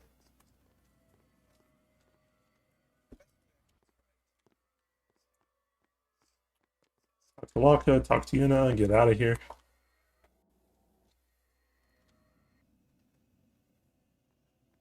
There's a sort of self-assurance, maybe, for the cockiness. Yeah, it's not all excitement. Of course, there were likely hundreds of failed attempts that didn't quite get the but this goes to show you that his mentality was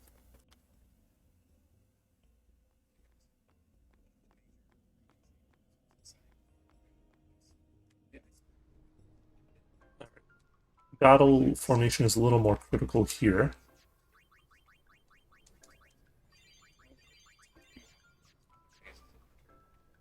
Because it is straightforward to game over here if you just get an unfavorable ambush. But ESG requires lightning dodging, so we're going to be here a while. Counting mentally, that is 4. It's 5. And walk to this little spot between the shiny rock and the save sphere. Maybe 7. Let's Titus dodge nicely, such that I stay mostly in place. A few times I'll have to adjust. 10. 11. Just a little pivot after the second lightning. 12. 13. Just lowers the odds of me being pushed around the crater. I'll be right back.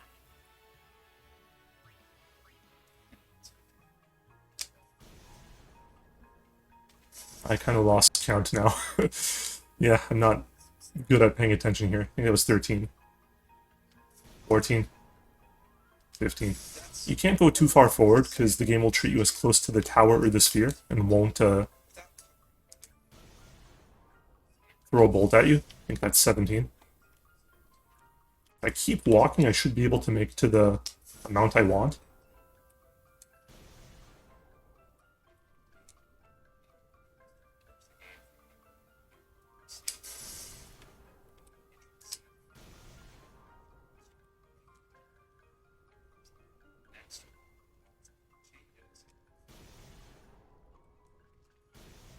few items to catch up on time. Midsummer 2014, they get T3s, 55 minute time. That's the rest of 2014. Okay, I think that's 25. Here, this time it's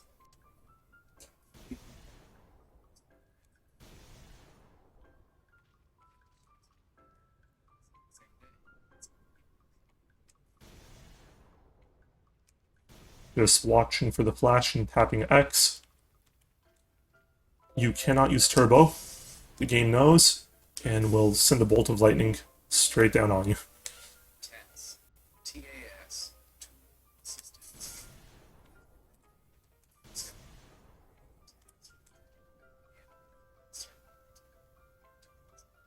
Instrument.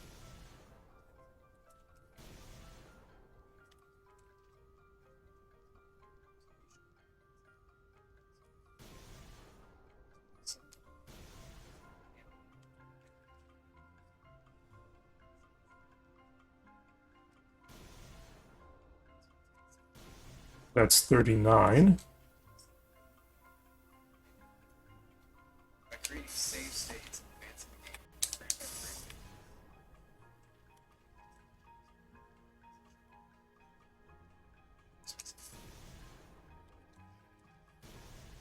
43.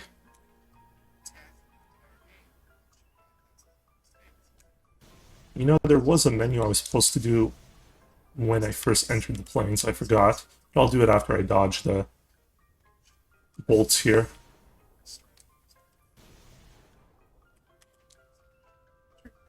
Sixty frames per second. It's possible to I think that's 49, so I'm going to start walking. There are going to be bolts on my way to the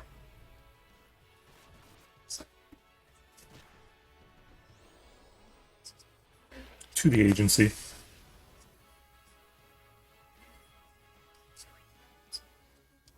I'll be right back. Yeah, I better play it safe there.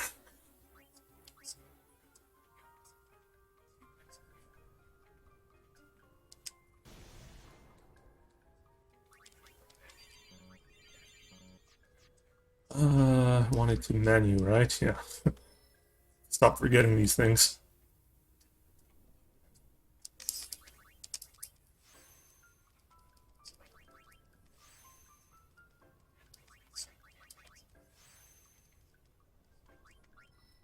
There was a discussion between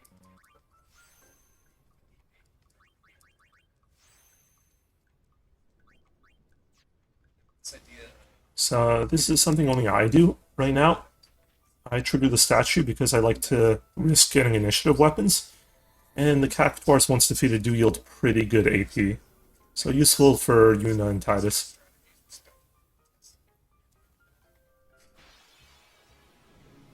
It is not guaranteed, of course, I won't go so easy on you next time. but that's part of the fun. With this agility plus 3 I got for Titus, he should be able to outspeed Yuna again. So it should be feasible just to hold turbo and special flee. Live and let live.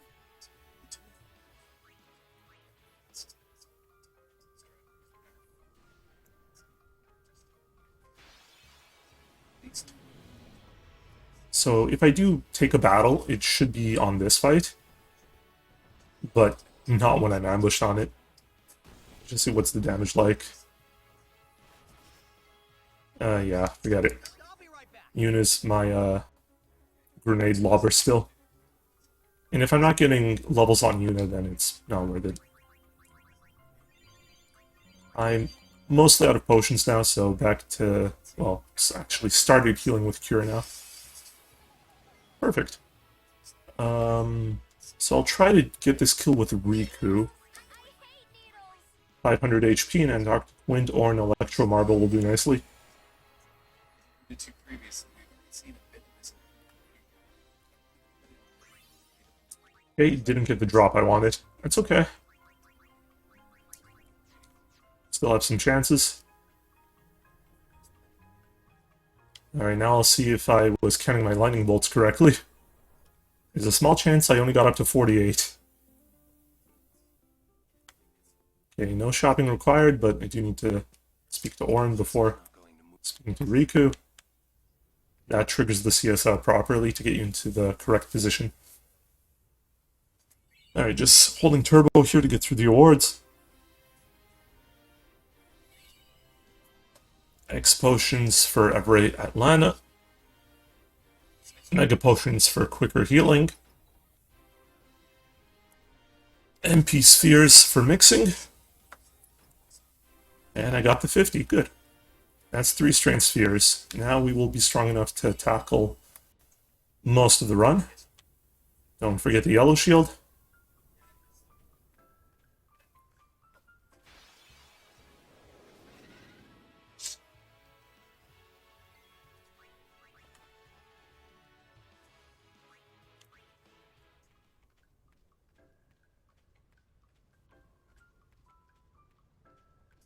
There are some statues here, but they seem to fade away pretty fast.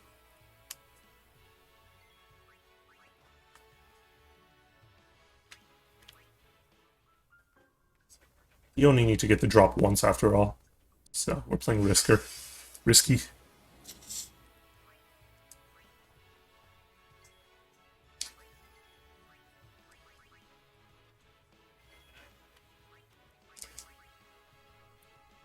Just doing this so Riku can get a full overdrive.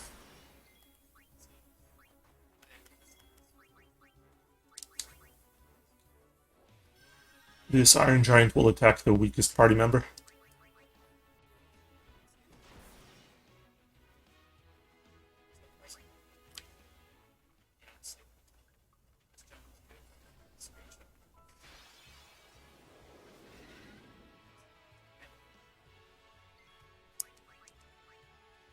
I didn't get Riku out of the party, so she'll probably end up going first pretty often.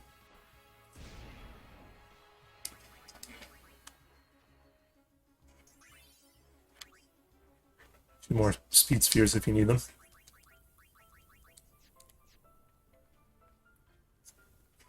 While lightning dodging is no longer mandatory, it is still faster as opposed to getting hit. Whoops. Yeah, if it happens right after a battle, it's hard to react on time. I only got to fight one Cactuar so far.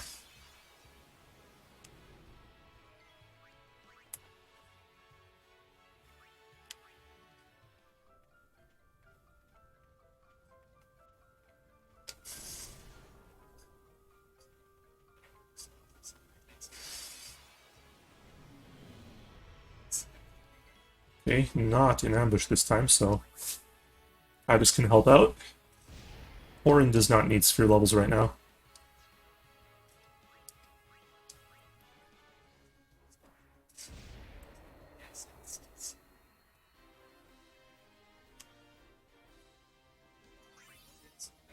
And characters do need to take a turn in battle to get their sphere levels. Alright, just move on. It's always weird. The direction you choose in the transition here into the woods always makes Titus go right for some reason.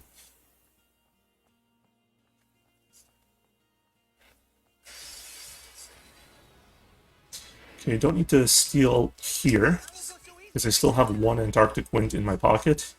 That will be good enough for a mix, depending on what the upcoming boss chooses to attack me with.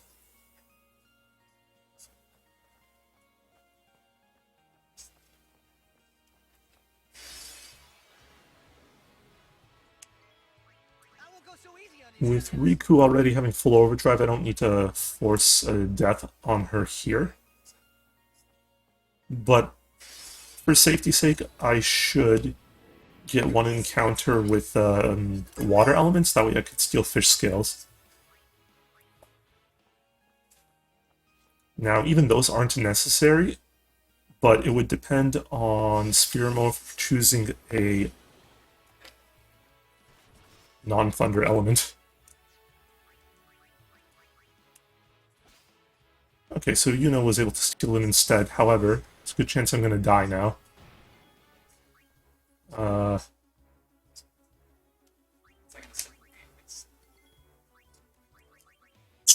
That's probably going to be a game over then.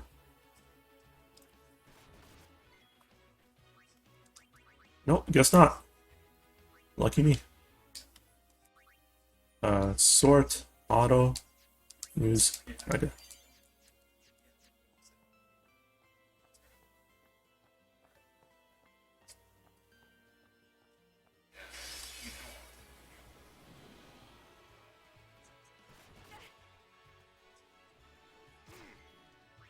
I won't go so easy on you next time.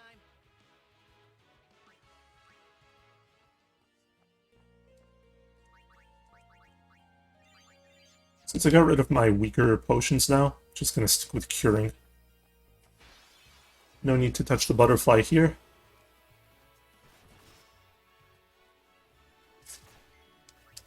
I'll be right back.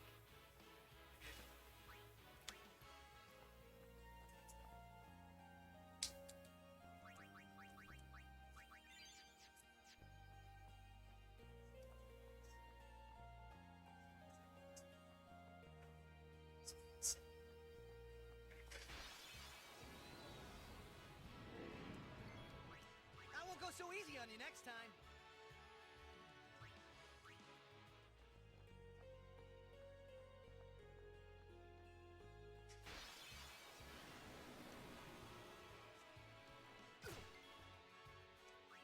I won't go so easy on you next time.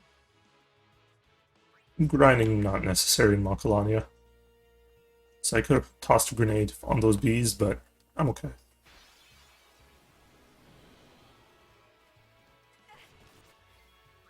I'll be right back. Alright, I can play a little risky here, just not heal. If I touch this butterfly... Okay, that stops any non-butterfly encounter until the end. That's fine, because I can now touch the save sphere and get healed. Alright, possibly the final shopping of the run. Let's start with selling what we got. Not this, because I still need it to equip it. Too pricey. And let's get... Oh, geez, I don't have enough. That's rare.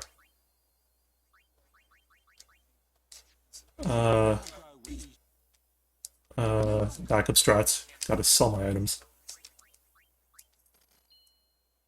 And this, and this, and these, and that. Alright. That's only ever happened once to me. Oops. Don't equip.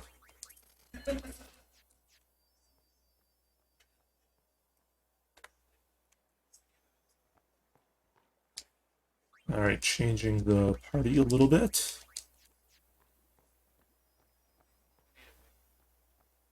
Don't need Sonic Steel equipped yet, because we want our turn order in a particular way for this battle. Swap to Yuna. Let's just see what element the Spheromorph is.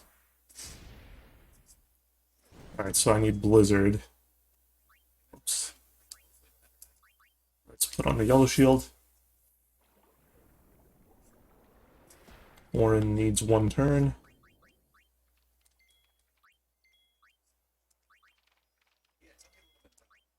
So, Antarctic Wind and our MP Sphere. Sadly, this is the slowest animation. And it is critical that you use a grenade here, otherwise you're gonna very likely underdamage with this mix from Riku.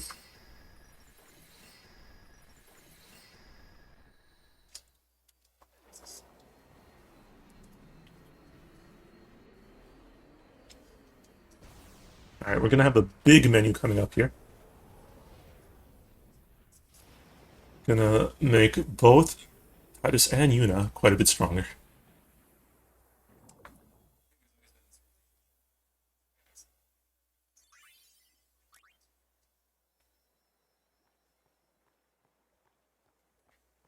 And that is our first instance of the level 2 key sphere, so we truly can only do the menu at this point.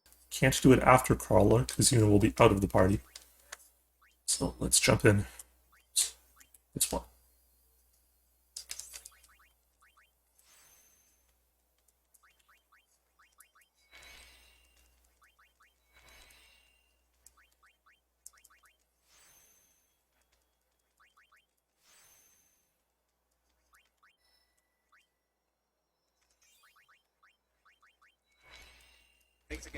I don't understand the stat formulas very well, but these two magic ones are mandatory.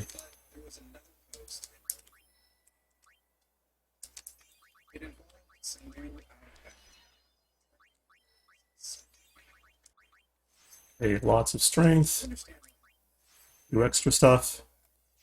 Riku can become a little faster now. And Titus can just follow along.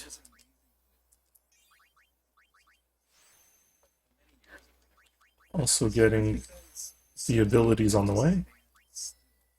Becoming just as strong. But the magic is not required.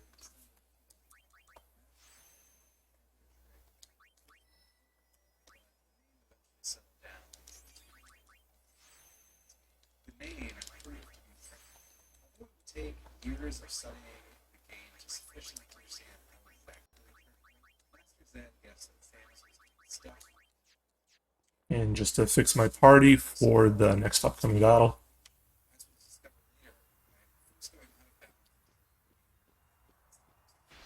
One encounter here is perfectly fine, because our characters are fast enough.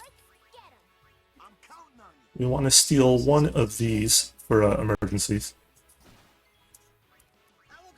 Locus health doesn't matter for this boss.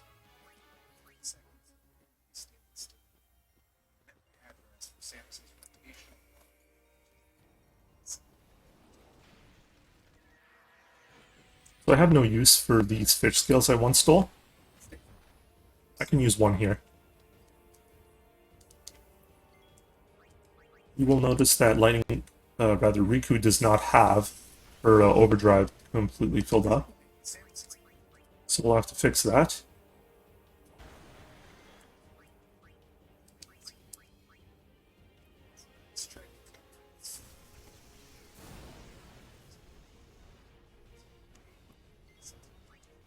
So once you attack Crawler without the negator, it will counterattack with Assault.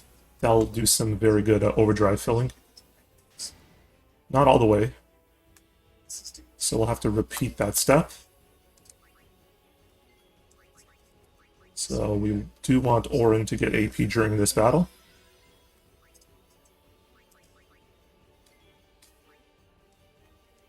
Same with Yuna. Sequence break.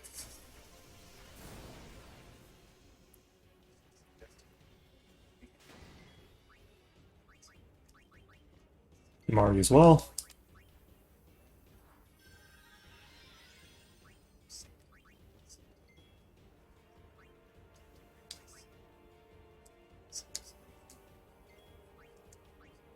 Alright, and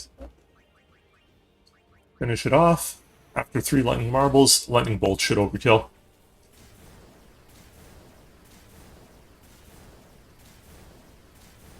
So everyone requires sphere levels here except Walker or Lulu, but Walker used to be our item user, so we made use of them.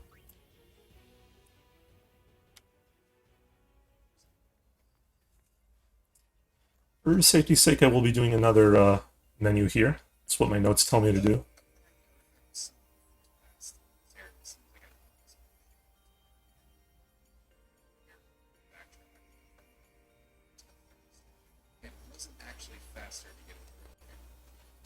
Kamari is going to gain our abilities as well of Steal and Use, useful for his dedicated boss battle way down the line.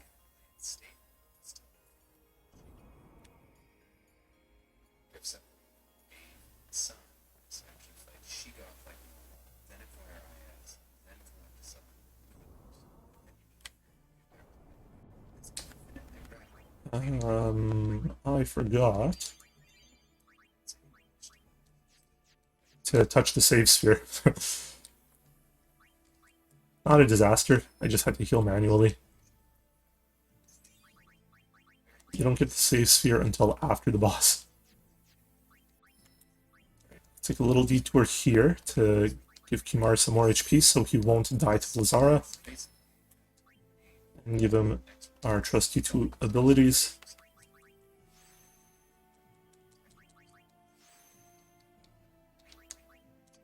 Our party is auto-chosen for this battle, so no need to change our formation.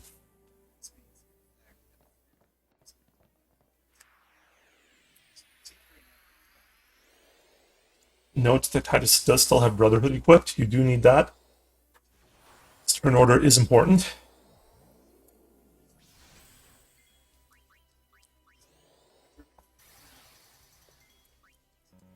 You can swap a weapon to the same one. No trouble.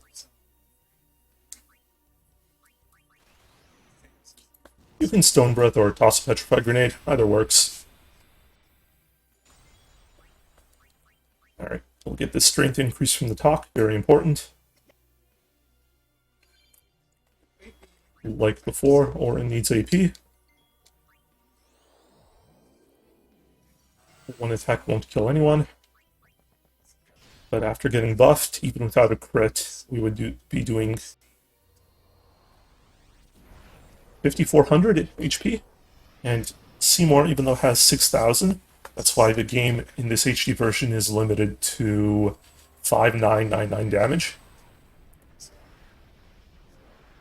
5,400 damage will still transition him. I think the required amount is 3,000 points worth of damage.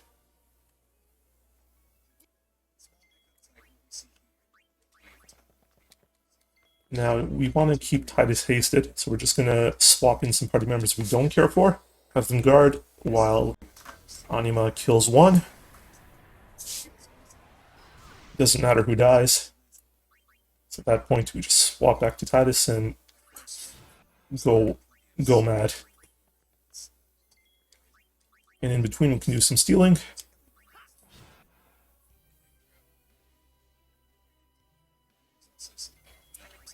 Three is perfectly fine.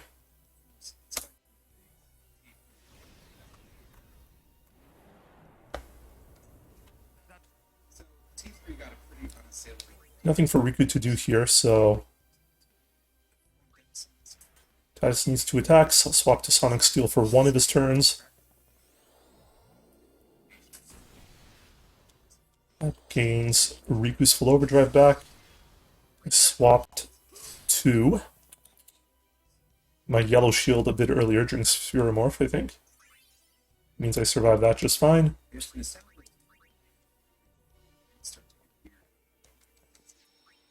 Fetch a safe sphere for simplicity. And we get our 4th cloister.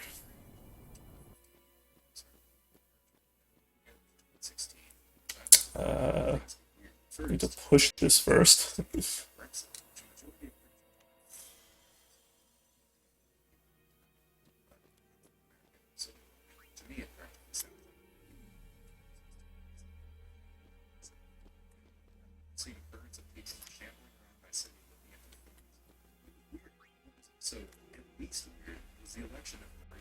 The best drops from Seymour there would have been special spheres, but those are rare.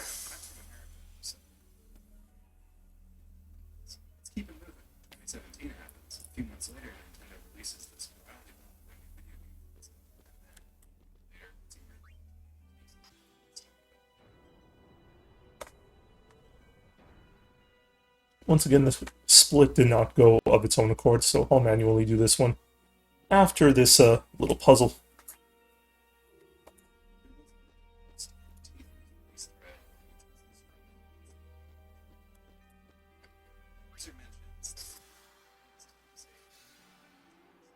Even with Blitz loss, during this Anima fight, would have gone mostly the same. You might have had to endure a second pain.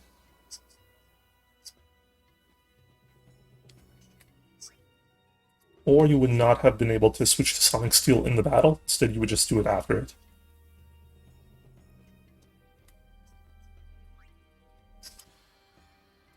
Note that it is better to have 2 party members alive during Seymour's second phase, because you want to guarantee a Thunder spell on Riku for that overdrive. Otherwise, it could chance Titus and then the 3rd party member, which is going to make a boss down the line more difficult, and you would have to force a different way of overdrive gaining. I already touched the save sphere prior, so I don't have to do it here. Now, I haven't been able to get this movement down since my casual playthroughs, but it is possible on HD to escape this sequence without a single encounter. Just take maybe slight. Apparently you're supposed to hug the inside of this path, but I mean, I try that and I start hitting the corners. My thumb is already slipping off my left analog. This explains why there's a new major strategy. And you might just get it at the end here, but no big deal. You have Sonic Steel. I just can flee right away now. Let's make sure that it is manually selected to flee. Getting out of here at around 2 hours is very nice. Still a solid run. Now I will get 2 or 3 encounters here. Get out of the way. I'll be right back. I already got my 1 dreaming powder, or sleeping powder.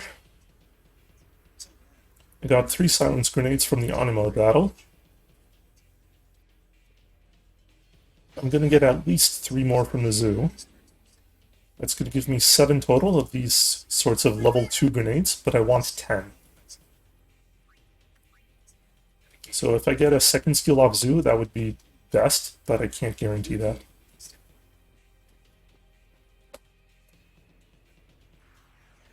This fight can go wrong. Where's my Petrify?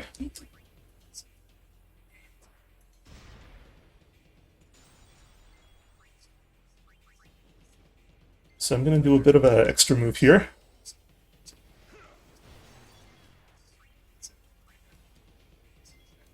Oops.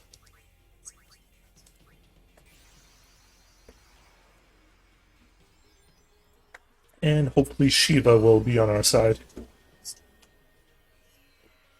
So the strat here is to, thanks to our previous buffs, take this guy out with 4 hits of Heavenly Strike. And it has the similar property that Sonic Wings did for Valifor, in that it inflicts delay. So hopefully, after 2 attacks, Wendigo will be delayed enough that he just doesn't get a turn and switches directly to his defending mode.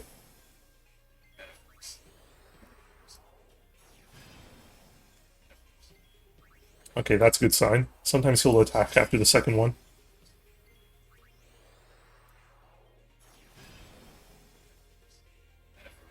It's out of my depth. I'm doing less damage here than I am expecting. It's as if I skipped a menu somewhere, but can't be sure where.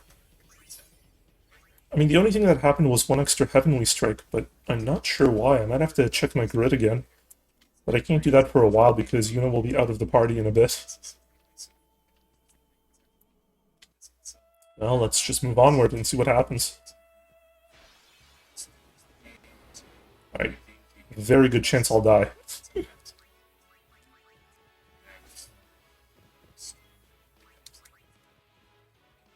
Dang, wanted to get 1 more steal in. Okay. Gone. Alright. Titus is fast enough that you can revive him and he should get a turn. And, you know, with Flea being guaranteed, this is how I like to deal with this battle. Don't need to heal anymore. Thanks to Sonic Steel, I'll be fleeing from every battle.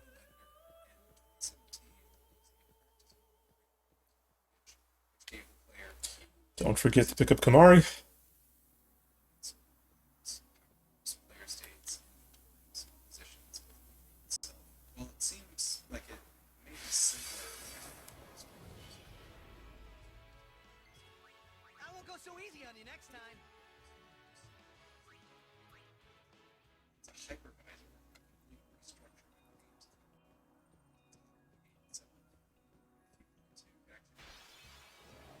Yeah, sometimes the invisible walls are a little bit hard to discern. Just need to get there with practice. The minimap won't always indicate where you are free to walk.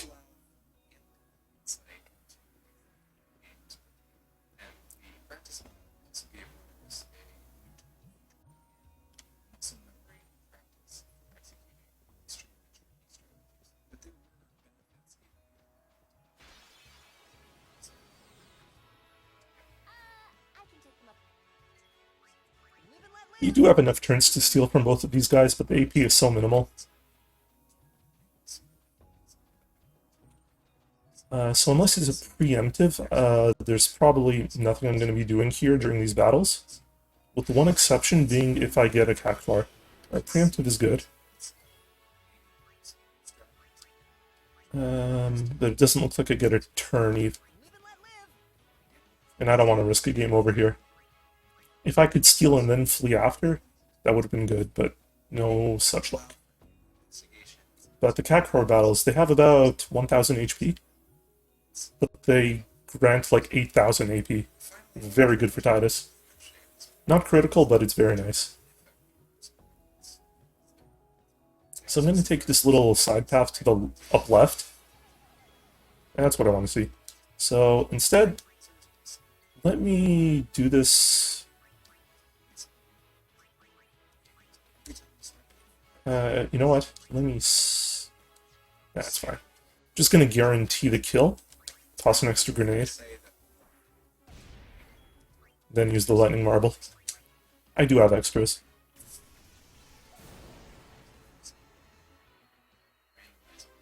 I thought I was going to steal to get the emergency chocobo feather, but it's not needed. Alright, and you know what? That is my initiative. That I want to get back.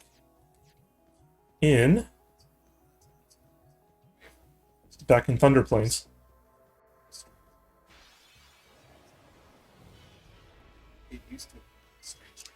Can't do turbo there because I used an item. Right, let's do a quick heal here. Not going to go through my inventory to check what potions I have to waste. I could just keep fleeing.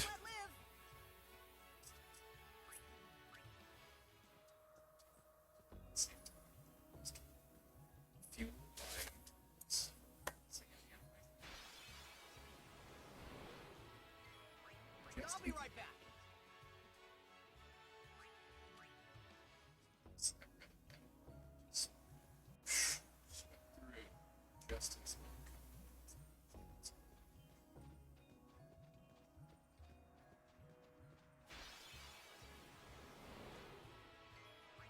Live and let live.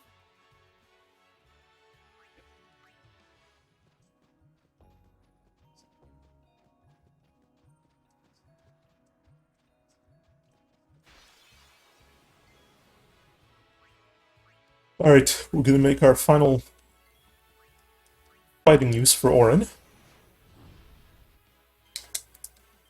Once again, memorizing the controls. Do remember to bring back Tidus. Oops. And get your teleport spheres, of course.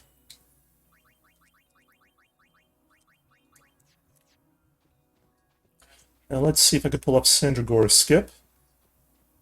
Gotta angle Tidus to the right, facing upright. Yeah. Normal encounter. So this isn't gonna work. Easy on you next time.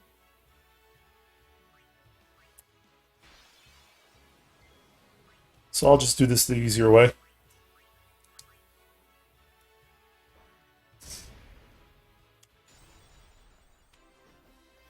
Perks of extra petrified grenades.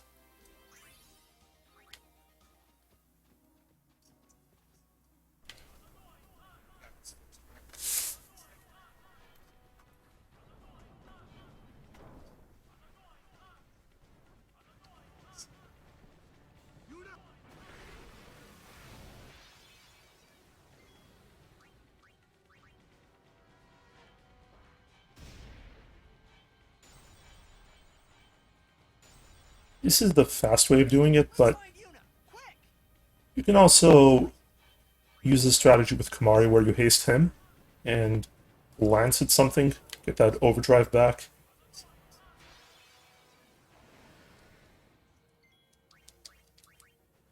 And finish him off with Stone Breath. Yuna, where are you? Over here!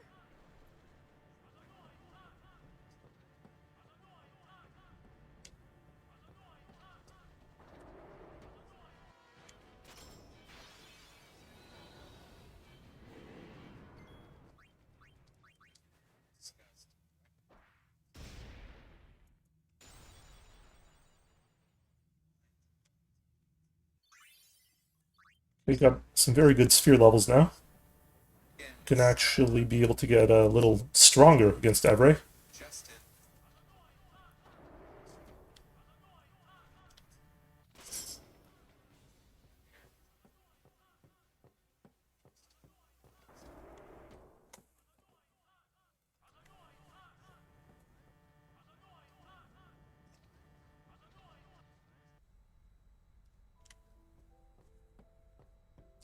So now that we have our first airship visit, it's going to be a lot of back and forth here. Leave cockpit, come back, talk to brother, that activates the boss, go to the top, and going to be going to the top quite a lot.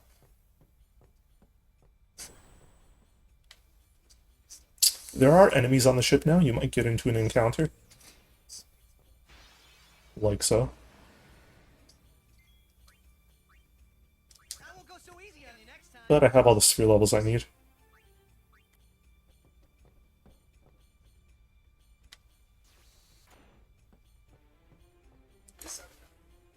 Alright, let's do a quick menu with Titus. Go way up here. Grab this stray +3. Stray +3 strength.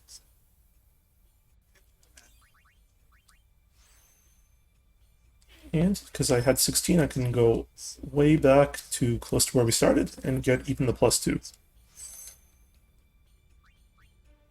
I don't need to heal. Oh, but I did need to change my formation. Almost forgot.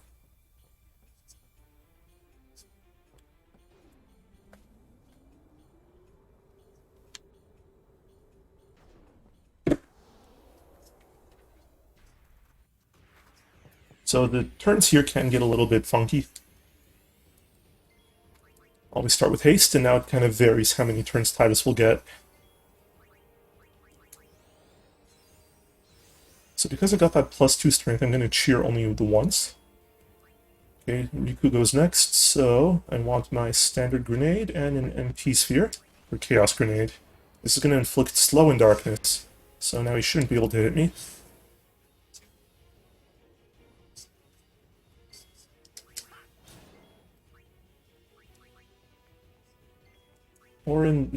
Orin needed a turn, my mistake.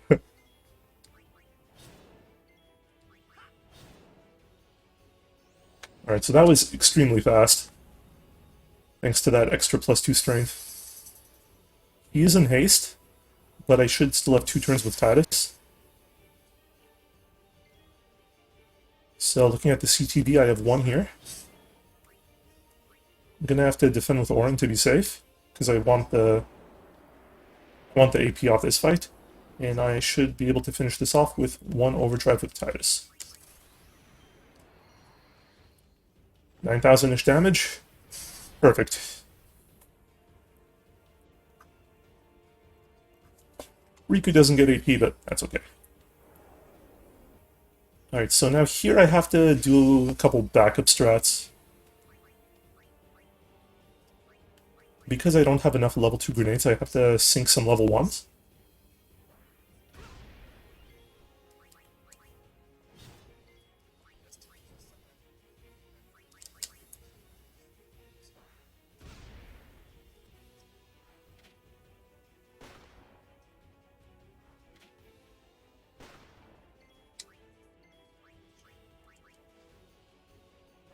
I was only able to steal a single gem when I wanted to steal 2.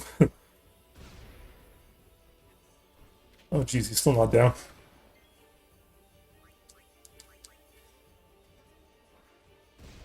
I could have used a fish scale or something. Okay, I'll clear out a bunch of these items I don't need.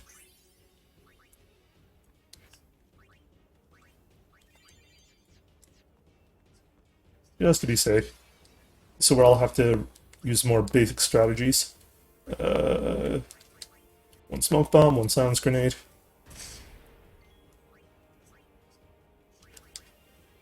Oh, that was a mistake.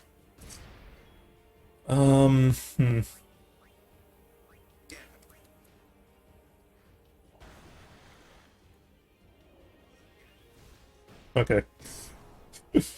That is acceptable. I'm supposed to attack the bot before I threw a second grenade.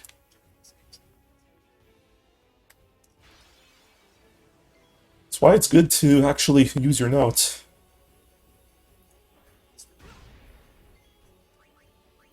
Get rid of the flamethrower guy as soon as I can.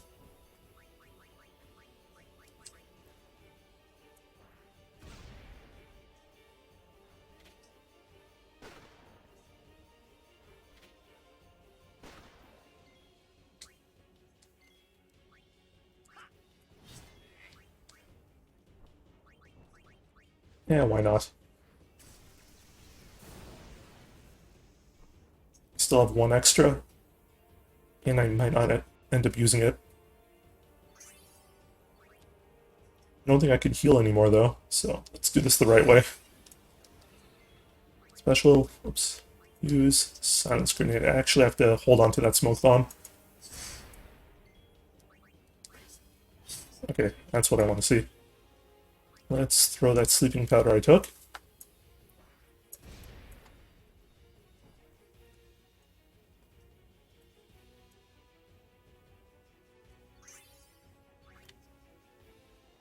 Oh, I can heal. I got some high potions.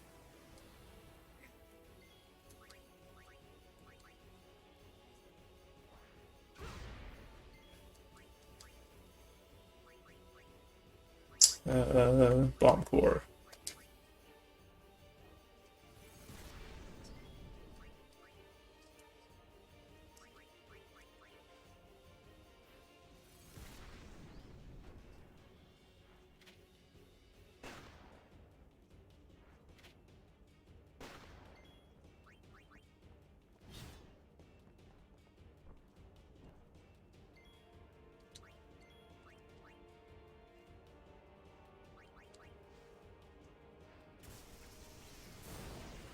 Not the most optimal, that's for sure.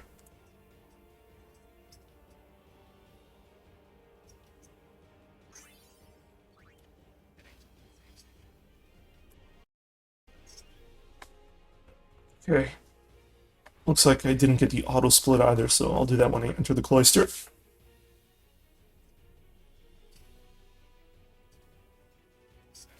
But if you did have your 10 level 2 grenades, things can go by a lot more smoother there. Fewer uses, attacking the whole party, and all that.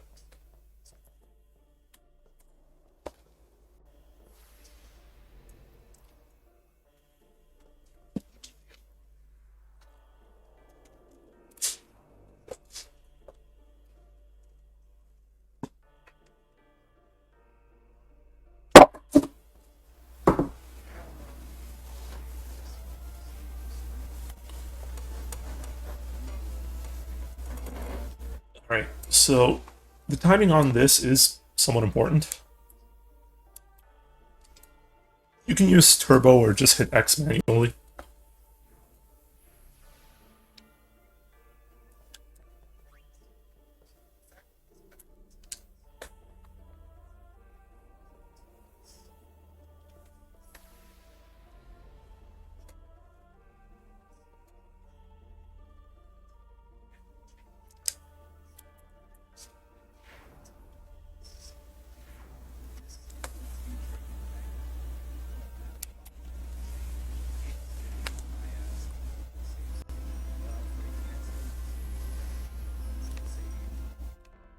Just be a little wary of the camera change that happens when you get off this Bevel platform.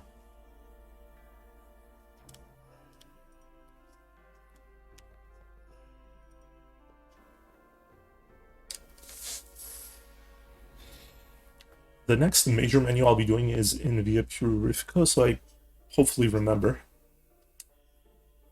that I need to see why I was under damaging against Wendigo. I guess it's possible I didn't get a +2 strength.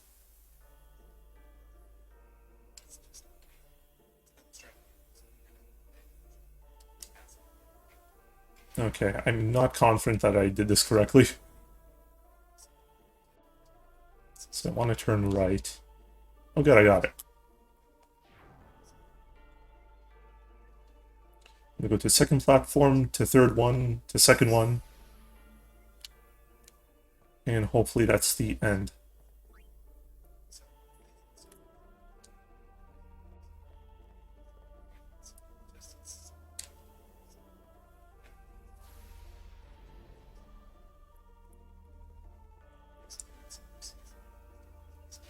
You should be able to hold right on your turbo, and it'll get you in the proper direction.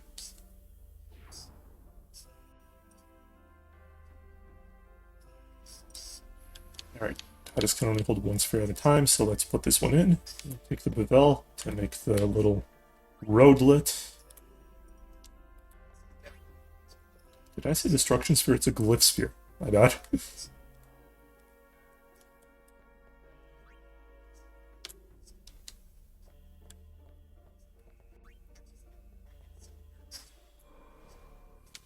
Now we steal the destruction, bring it back with us. And you need one sphere on the pedestal at all times for it to make a platform. Otherwise you can't even push it.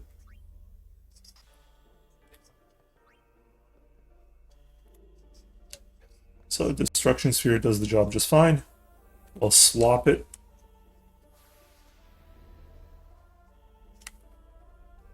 Once we get to our next major platform. Once again, not really exhilarating stuff going on. And I don't think I got this timing correct either.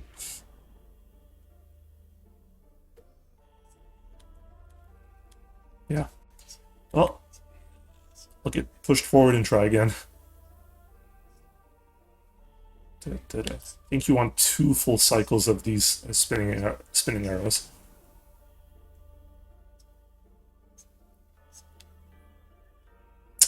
Messed it up again, wow. Oh, I went the wrong way entirely. Once again, a mistake of holding turbo without paying attention. This is just pointless time loss now. Not a good tutorial.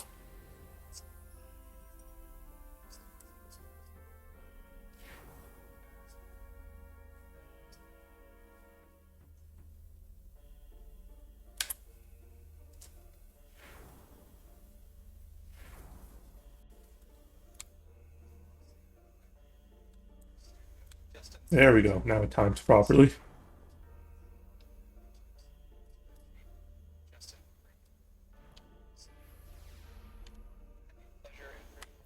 Oh.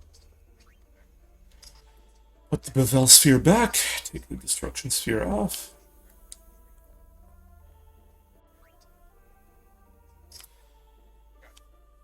Yeah, that should be enough.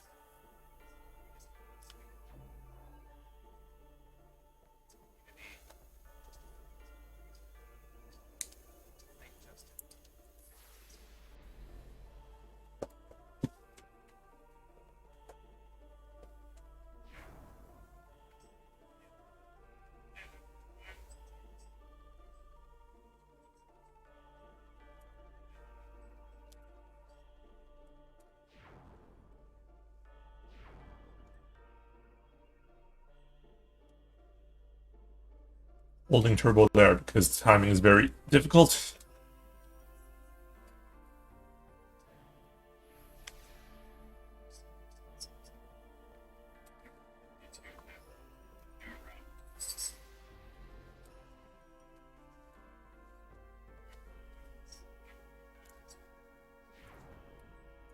I expect I'll be losing some more time here with that flub.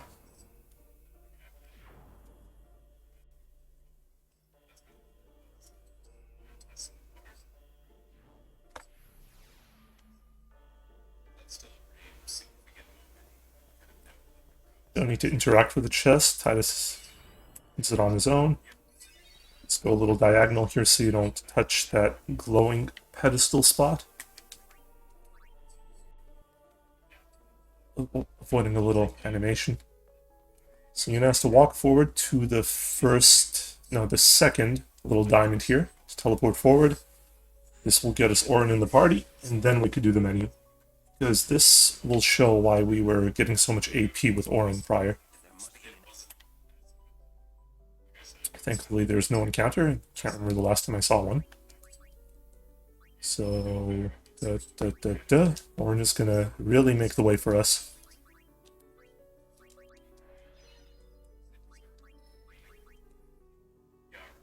Using those level 1 key spheres we got way back.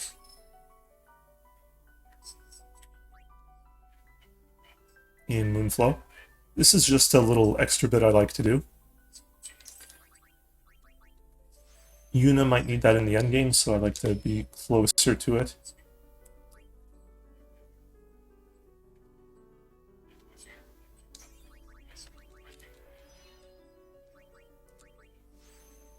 Okay, having gotten that, just let me double check. Yeah, I didn't get that +2 strength.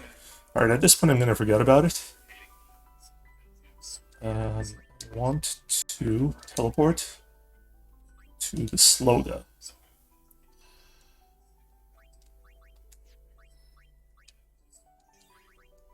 A little detour here, get this convenient agility.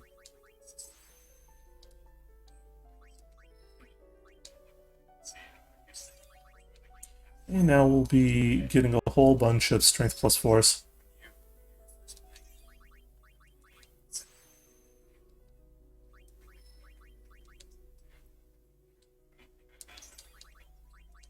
Using a combination of optimized inputs, trying to get to the exact spot we want onto this giant sphere grid.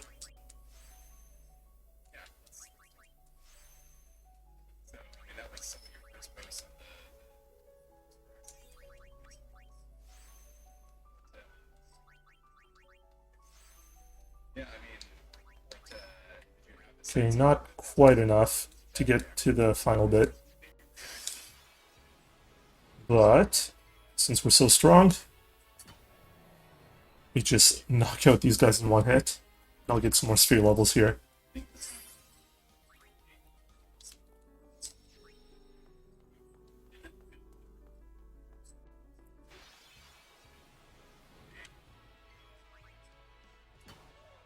Sometimes not strong enough.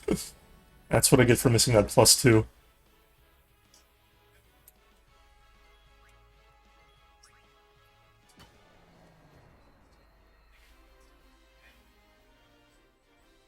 Every little bit counts. Right. Let's finish off this menu.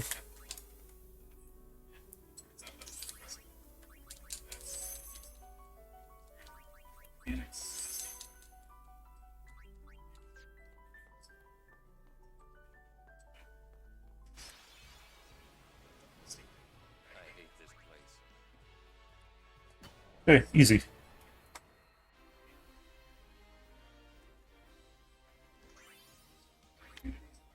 So there are other places we can grind on, so I'll just get out of here.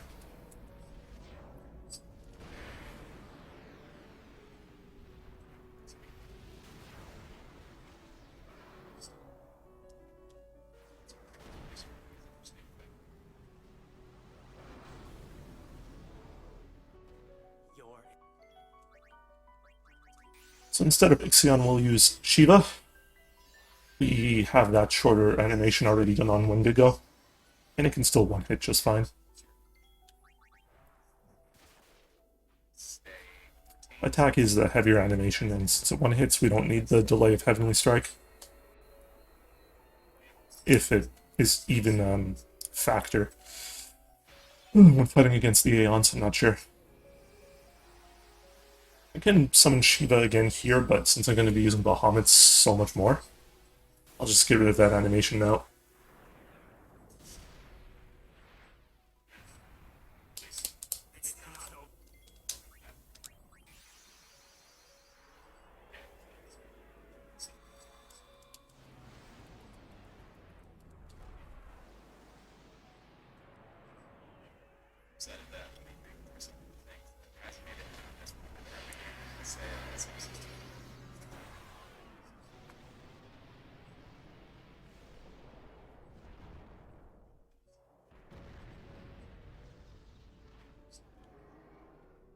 Thankfully, with this automatic break damage limit, shots this guy.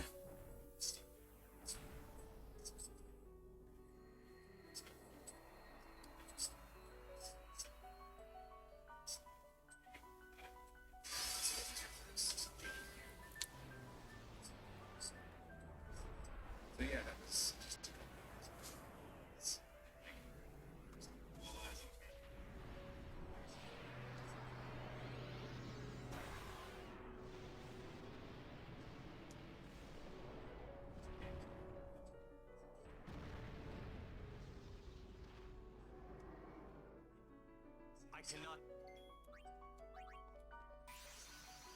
Back to Shiva, should take him down in 3 attacks.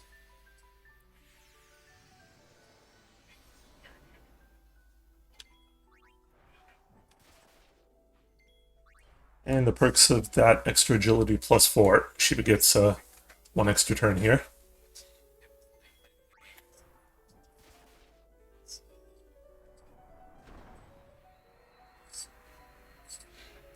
Yeah, but as a result of that, that's why I had to menu twice. So there was a trade-off.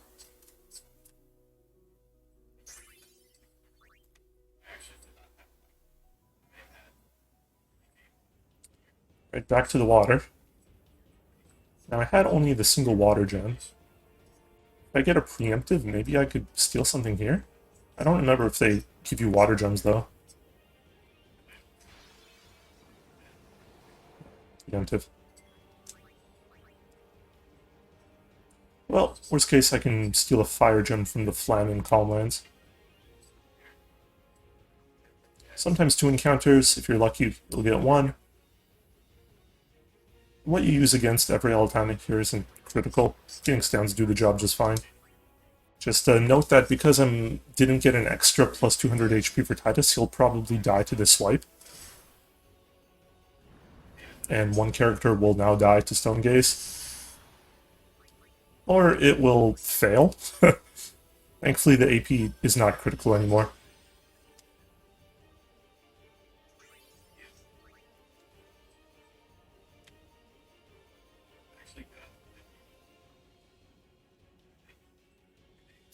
So I was watching carefully, looking at the damage I inflicted on the Saru's Valifor. I don't think it's enough to defeat Seymour Flux in 1 hit. As a result, I might either do an extra menu or use a backup strat. Instead of attack, just use Impulse. That should guarantee the kill from the Morty. Being Seymour's subordinate enemy.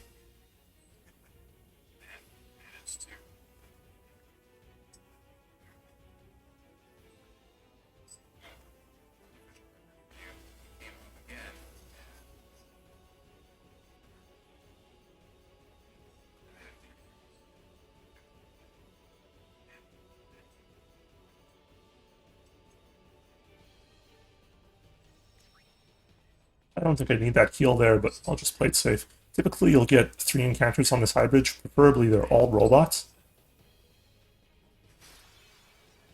That's good.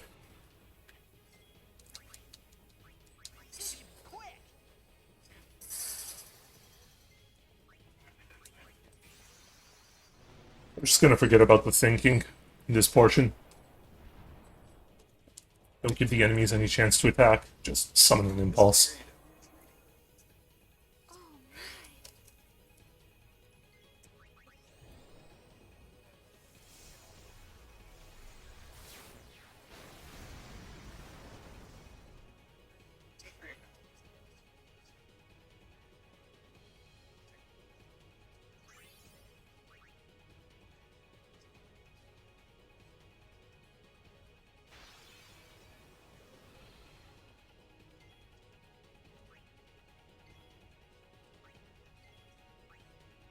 Don't need to haste Yuna at all here, actually, because she gained enough agility from the previous menuing.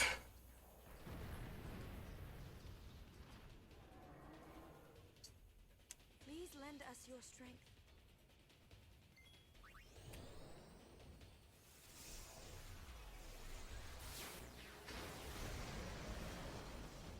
Something cyclical. Fast events to boundaries. No more battle.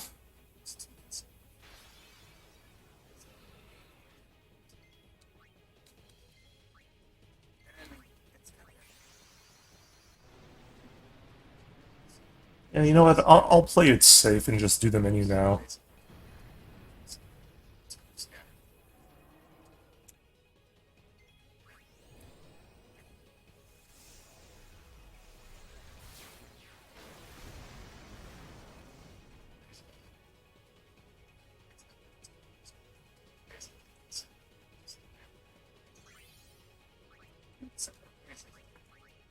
Alright.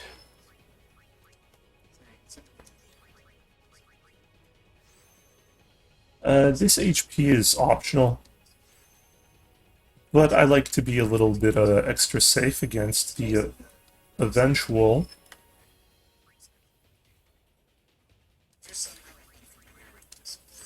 Spectral Keeper boss. That's what I wanted to say.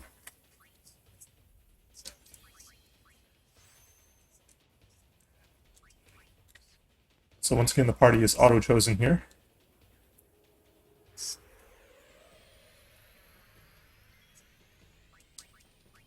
This time a haste is useful. Lets you take a turn before the mortar body. And because of my extra menu, I don't have to worry about using the fail-safe. That is... that is Impulse.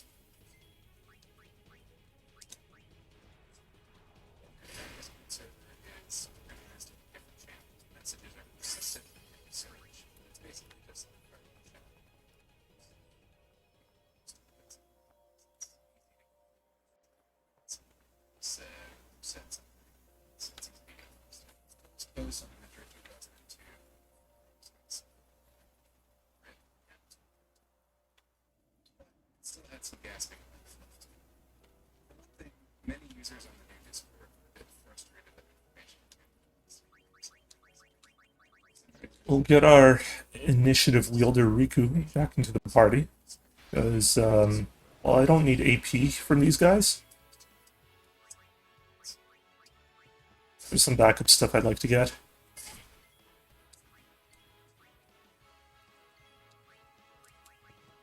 So, one Poison Fang is really just for emergencies.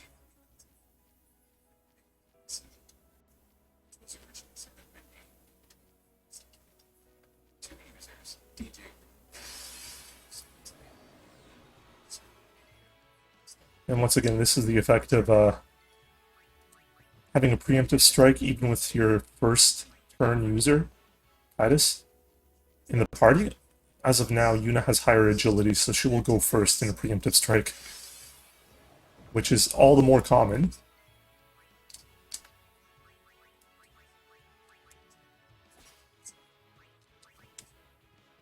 Because of Riku's weapon ability. So now that that's been completed, let's swap for Seiwaka. Wait. No, that's wrong. Initiative in the party. But Yuna out of the party, just so I can start fleeing right away again. So now that I have one of each gem, fire and water, the Buron and Yankee battle is going to be a non-issue.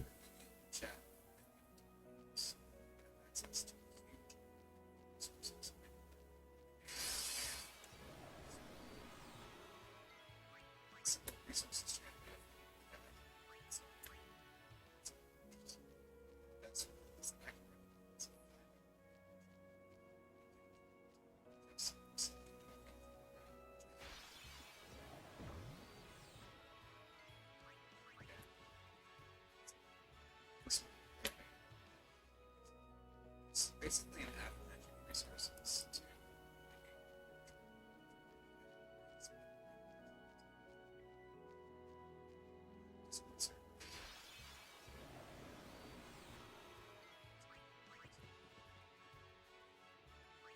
And sure, even with Sonic Steel now, I don't truly need the initiative wielder in the party. But it is gonna prove beneficial, because my grind is sadly not over.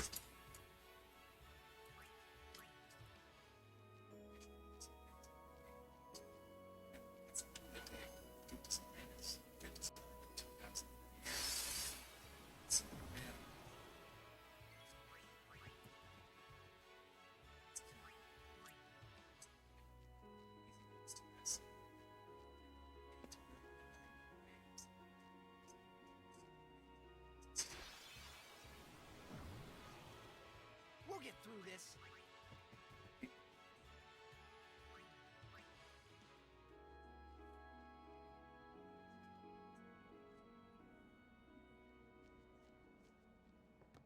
No, particular healing required here.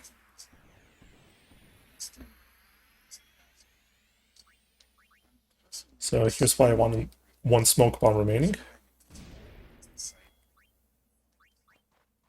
Orin gonna go back to stealing some MP. The reality is that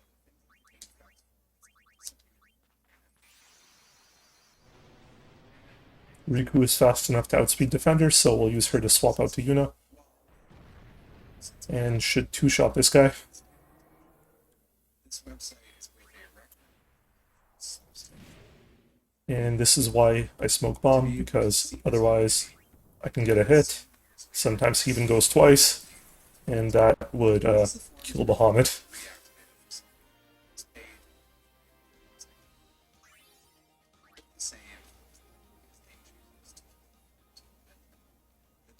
A little bit of earthquake action here from CSR, but that's fine.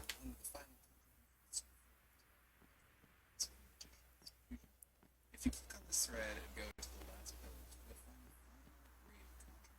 great contribution to this post from the last task demonstration.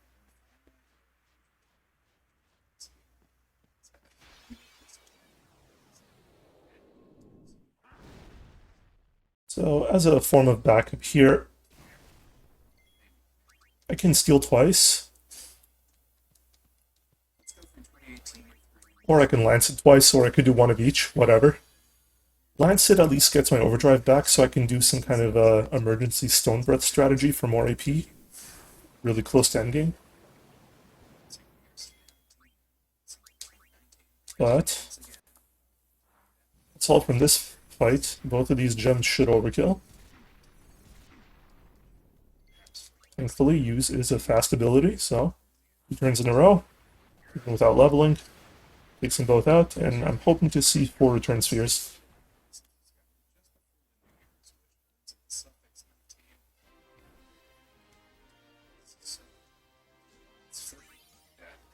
And I got it.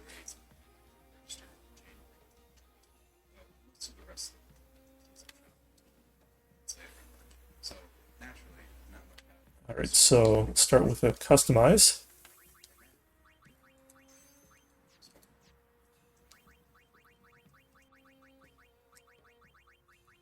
Get my party arranged. Let's get back to the grid.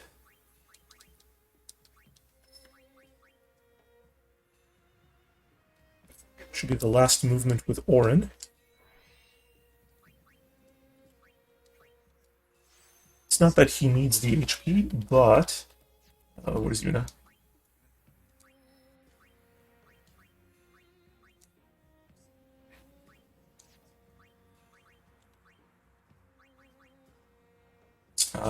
Let me think.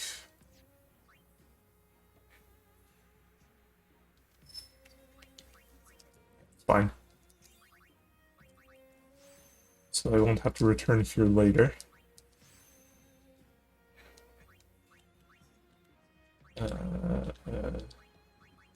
We want to return up here for the +3.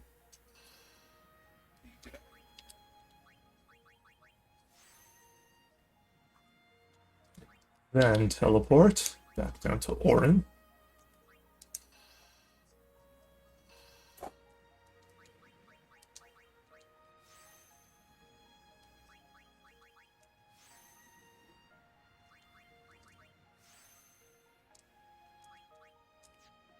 Okay, that will have to do.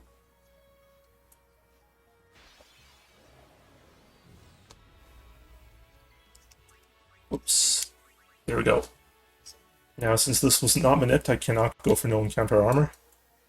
Just have to continuously flee from all these counters.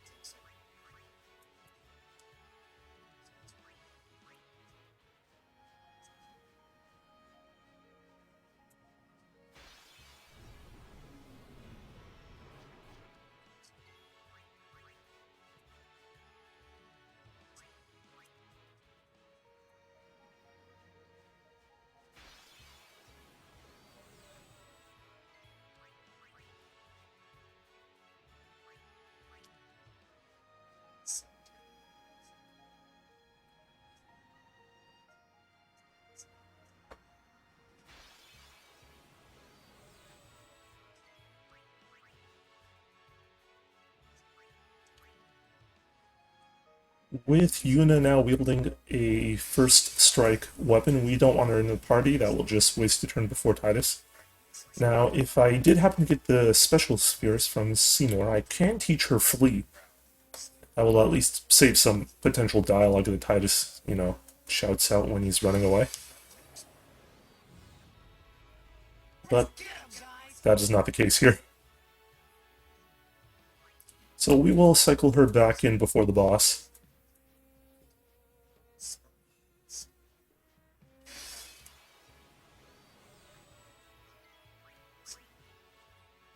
Once again, with preemptive strikes here, I can steal from those Machina, get a little bit of AP.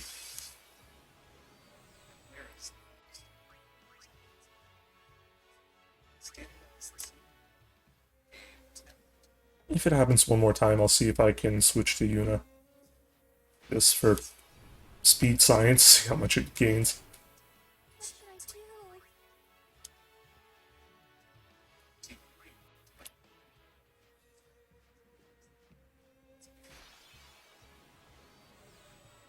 Riku, think later. Okay, okay.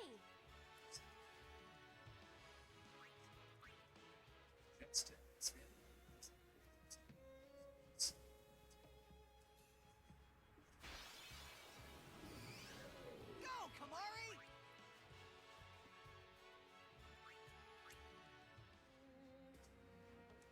Okay, I think I'll get one more encounter at the end here.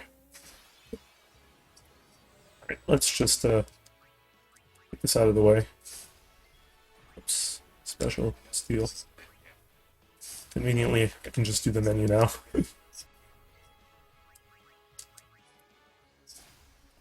Yuna is in need of sphere levels. That's what I'm thinking. So... almost nothing. What the? Stuck on the snow. Okay. I thought I had one more menu to do, but I seem to be okay.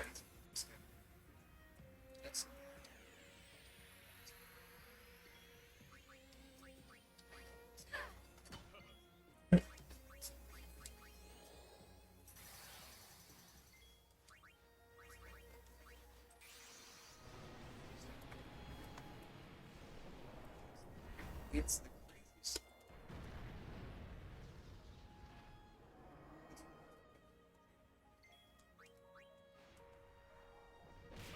Okay. So I could have impulsed there instead. That should have killed. Once again, that's the... I think that's the +2 attack missing. But this shouldn't game over.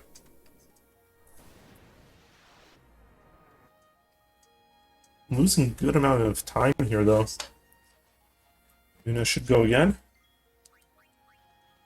And even with Protect. Still finish it off.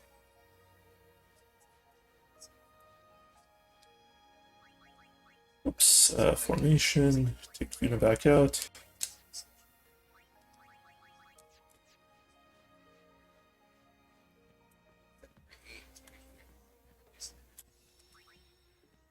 Touching that sphere just so Bahamut is not dead for the next battle.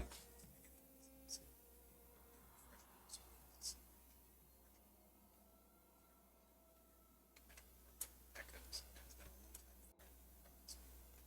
Towards the end of the interview, one of the hosts asked It's really interesting seeing their goals are so different than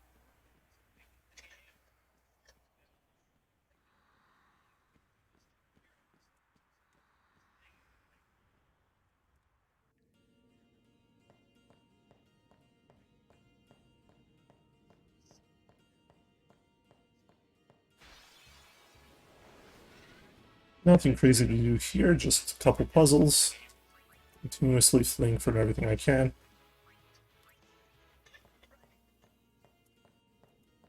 the adjustments in January.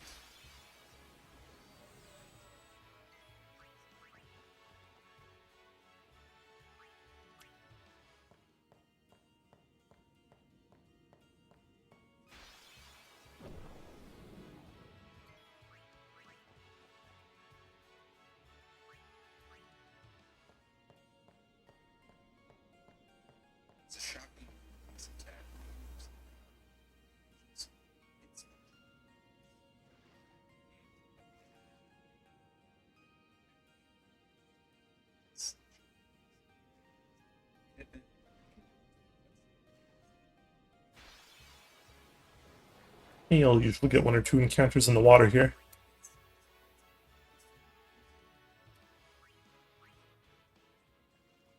This would be a send up to Nate. Videos. But in any case, it's a bit of a meme. So hopefully I could get this first try. Doesn't seem difficult, but Just Sam's. you just can't get it. After 1 miss, I'm really just turboing now. It's almost perfect to get it on the next cycle. I think if you keep turboing, eventually it's going to happen too soon. So it's better if you delay just a tiny bit if you fail a lot.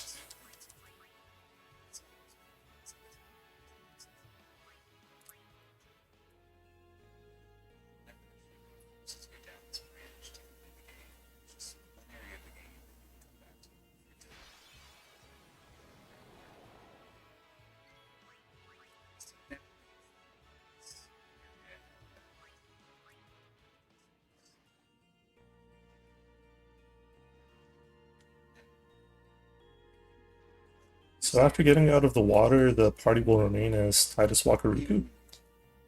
So let me just swap that around, get some less chance at dialogue. Justin has an area consistency of the game's challenge. So thinking back to the damage I did on Flux, I'll probably do another menu here for Yuna before the boss. Justin.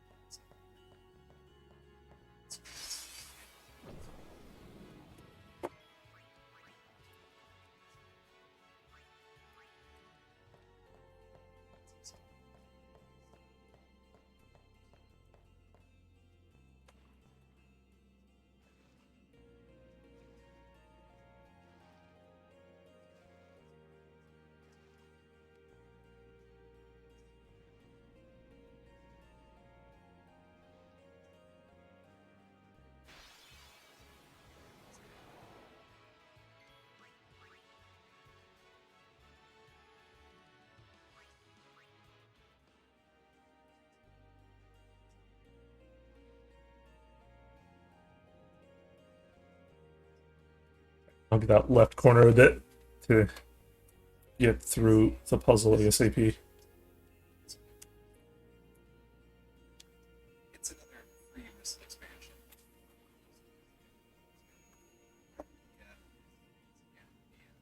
So this is something like IPBF, AF,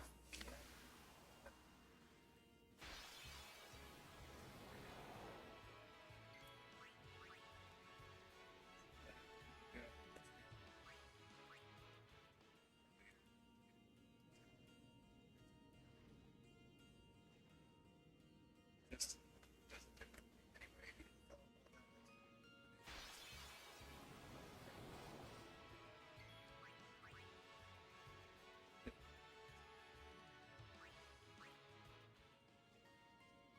As much as the runners do this game, I'll say what Zoe might have been willing to say.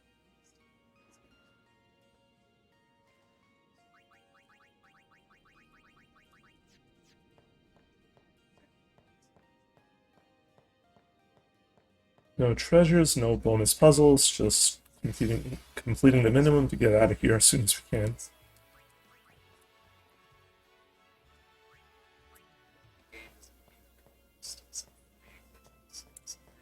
So 1 more menu I said, right?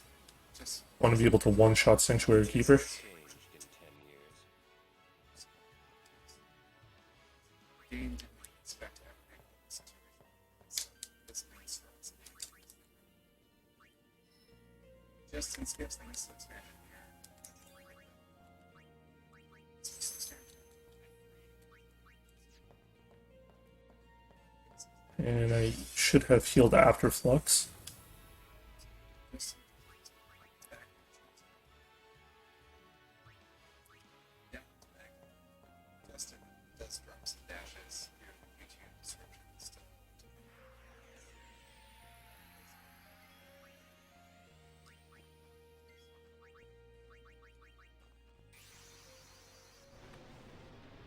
So I see that I have 3000 HP, and that's fine. That's gonna make the Spectral Keeper boss much safer.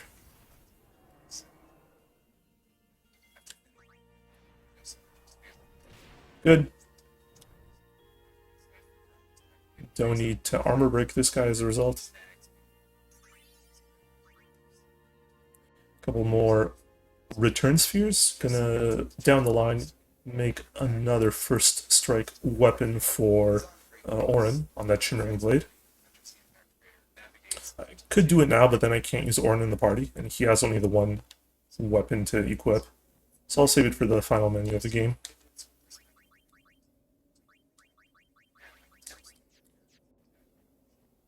Not the most optimal menuing. I should have hit up to immediately have that pointer go to the bottom.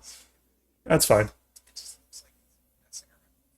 Looking at all the red splits I've been having so far, it's not exactly optimal right now, but we're not dead yet, so we'll keep going.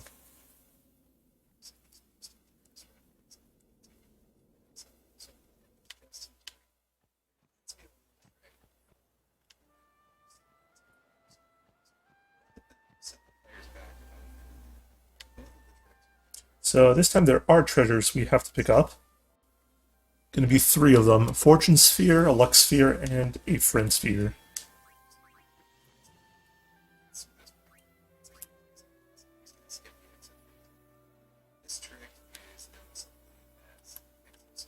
One here at the lower left of the bend.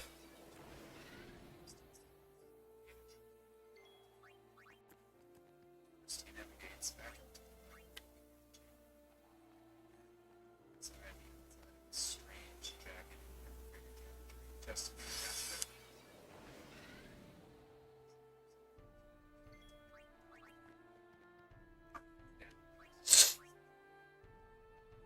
the game expects the trick to each of these channels, it's suggesting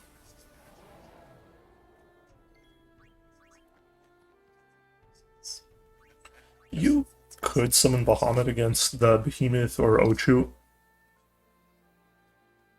Or I think even the Defender Z to one-shot it.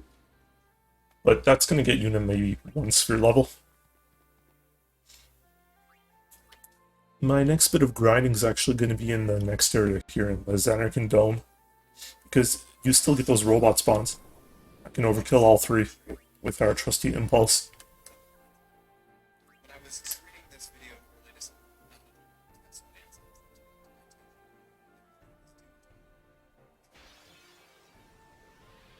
No, not the Defender Z, the Mandragora here. Mandragora, Behemoth, or... Hold on, now I'm confusing myself. Whatever, don't grind here. Grind here. Against robots only, not Defender Z. I think his HP is too big. Yeah, it's not a real robot, so... I want a triple battle.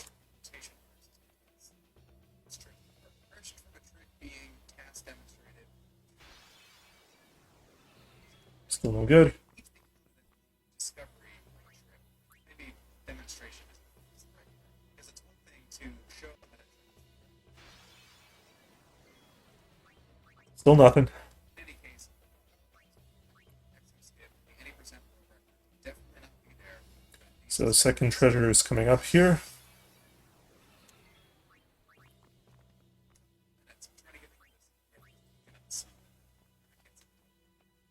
In a series of circumstances which are actually somewhat similar to Justin's entry, literally against Escape Time, some of Vertigo's first post on the Metroid Prime speedrunning Discord was a player executed entrance to a secret world outside of Prime's antechamber.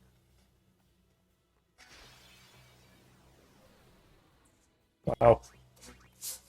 I don't know if I'll be able to do any extra grinding then. When I have the one more encounter.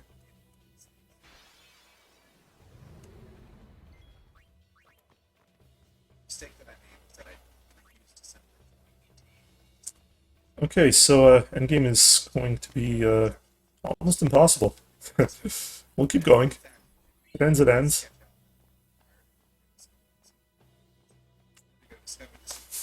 Although, even without those fights, Should be able to do a emergency menu here.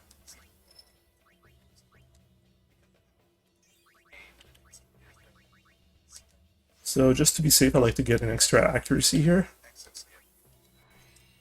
And also activate the luck. Just so I don't have an untimely death against Unalaska. But we arrive at our Tetris puzzle. Got some photographs I can watch to help me guide. 5 shapes here to press.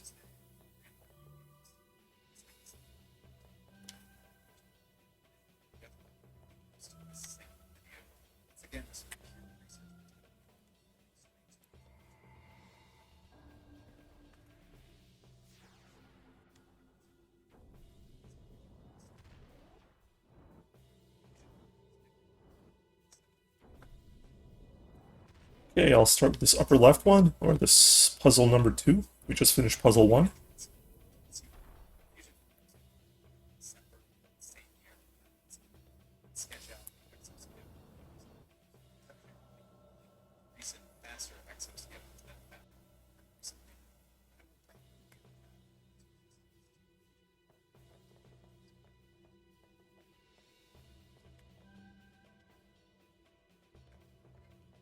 Demonstration of how poorly organized this board can be.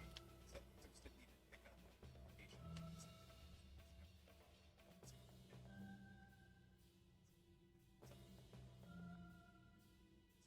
Just a little break here to grab the sphere. Even in the darkness, we still have a good idea of where we're going.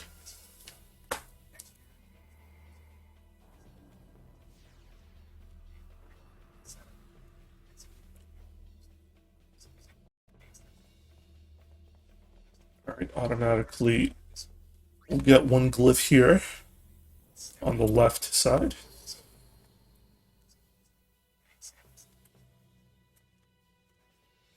I'll go down here, which is puzzle 3.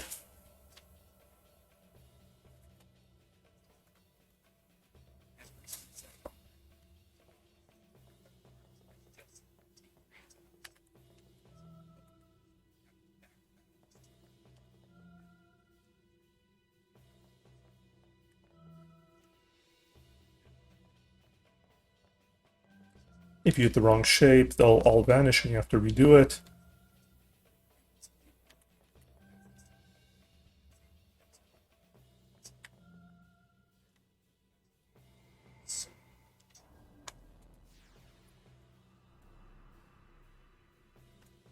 He's well into researching and writing the script. I found something. Okay, puzzle 4 is the top right.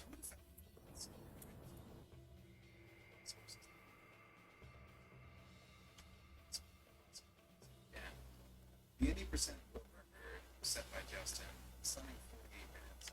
It's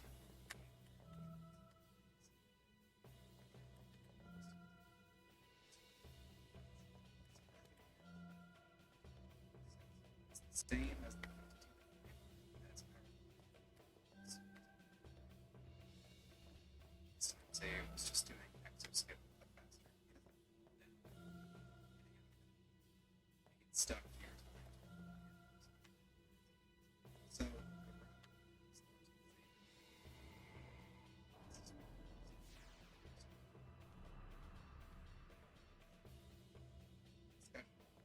segmenting versus single segment.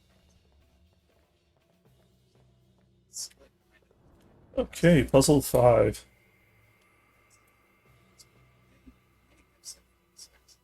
check speedruns.com. Just say the first game is done. To decide which you think is either way, Justin had the records.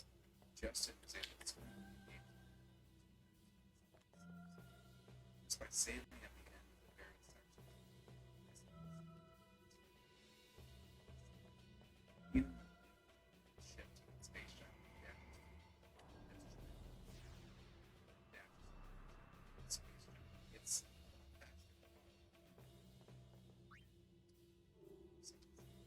being at the beginning of the round, most runners don't. Seems like you could only grab the sphere after you complete the other 4 or 5. Let's see. Well, 4 puzzles plus the left side.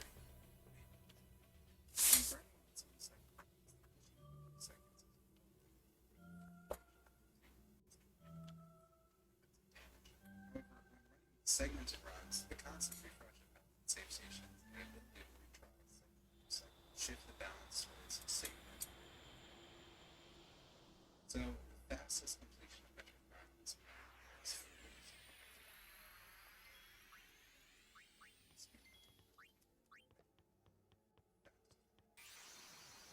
in-game save station.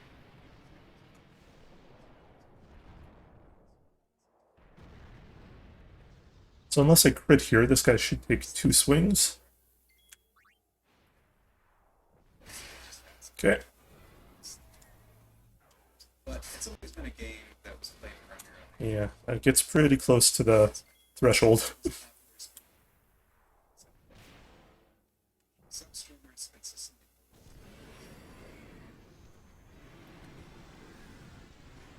Once again, this sort of a change in damage and changing the most optimal strat is probably way back all the way.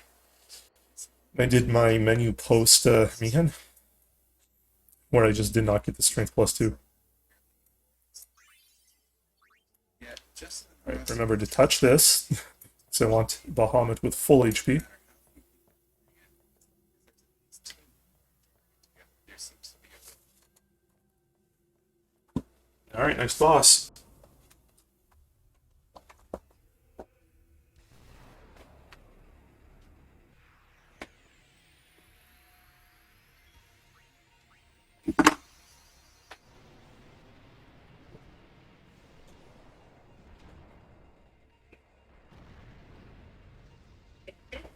Secret world. Again. Okay, good morning.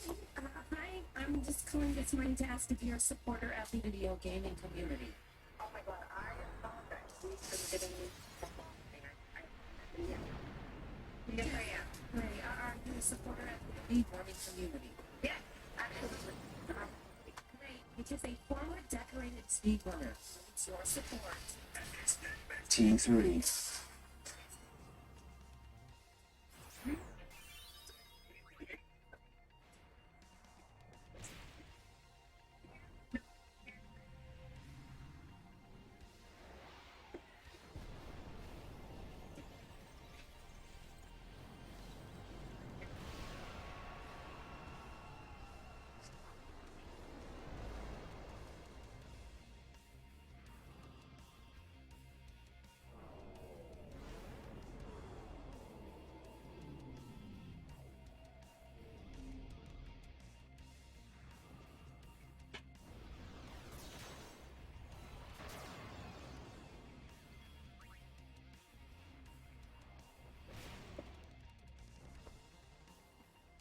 Alright, that's 3-phase boss fight.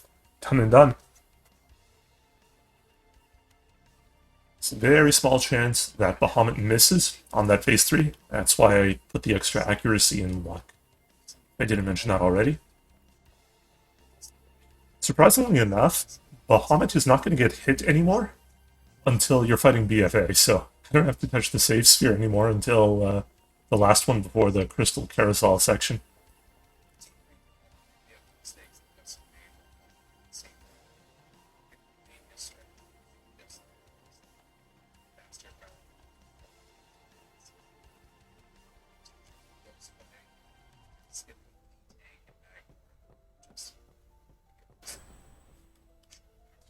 Alright, now that we actually own the airship, we're going to be doing a lot more running around it.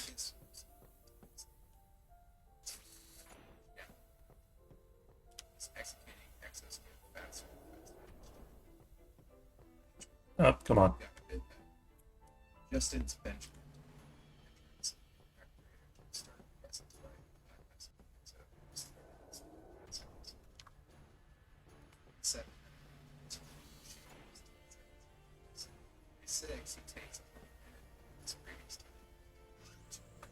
So, effectively, every other boss that I'm going to face now is just fine without a menu. until BFA.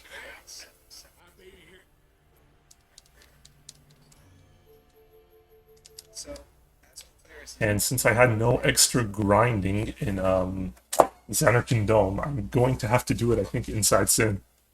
just inside.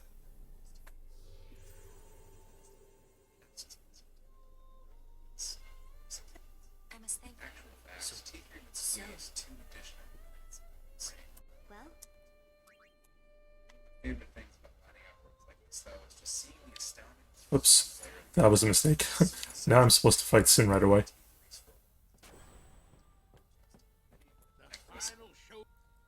Turbo Wing can just go list and Sin right away.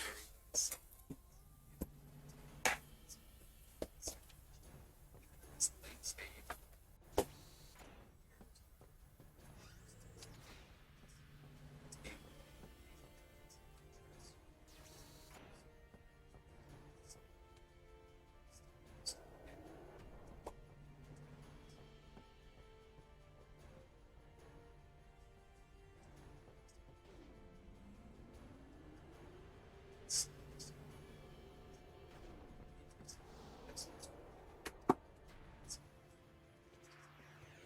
So, yeah.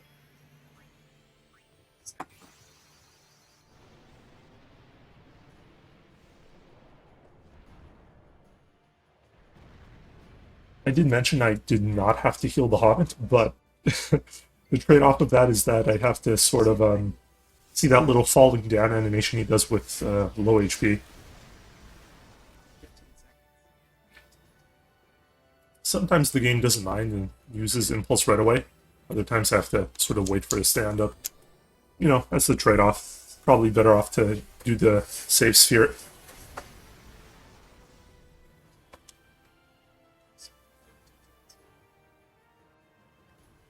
Back, California.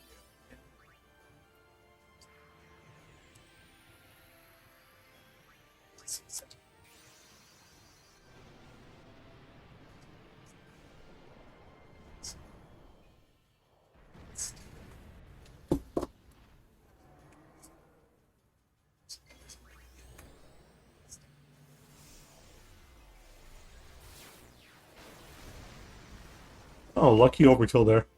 So only a single impulse was a critical hit.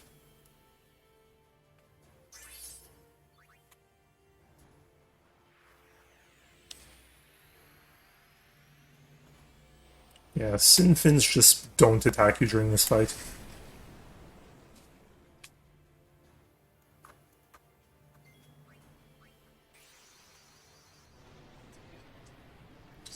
I can never remember if I press right or press up to target the core. That's on me. Should be putting this in my notes. It looks like it was right.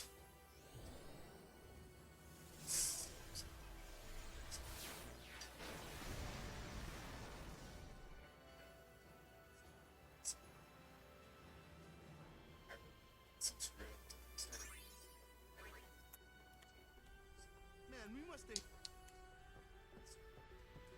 Did not mean to do that. Once again, as I've said many a time, don't just hold turbo mindlessly.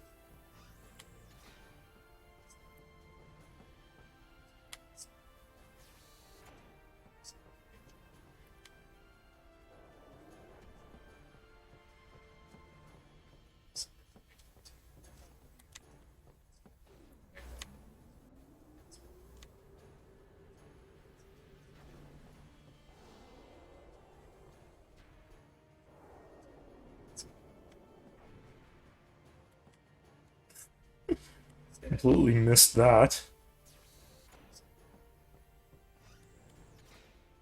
No reason to get mad. Just laugh at yourself. Better off. Overall.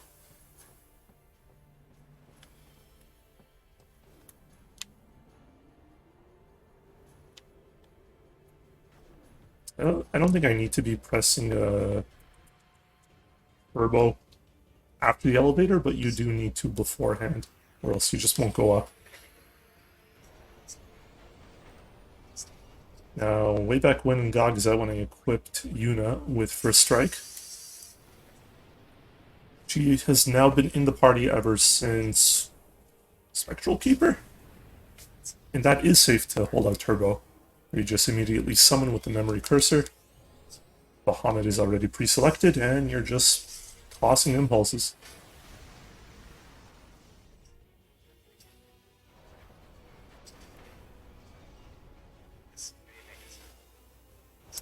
In this battle, because Impulse does have higher CTB or tick usage, it's better to attack instead of Impulse a second time. Faster animation as well.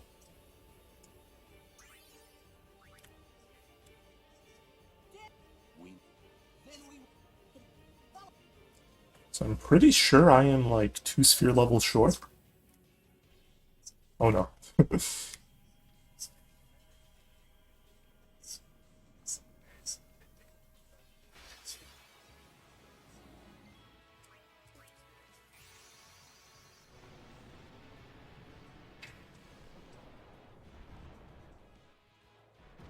So knowing that, I'll try to do some extra encounters.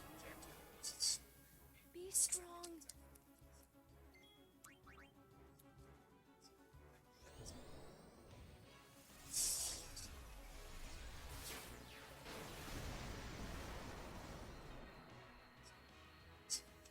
First and foremost,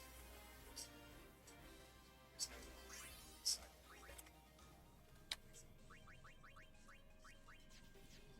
Physics engine was rewritten and updated. Oops. You're also This isn't just a lot, is it? I won't go so easy on you next time.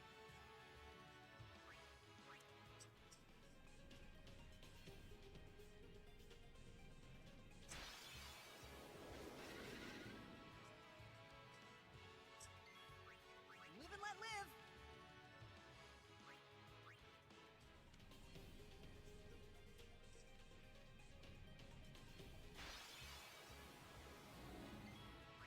I'll be right back.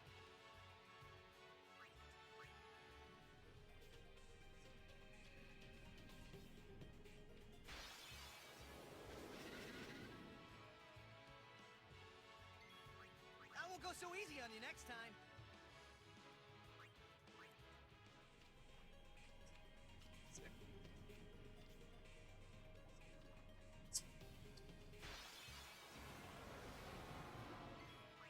I'll be right back.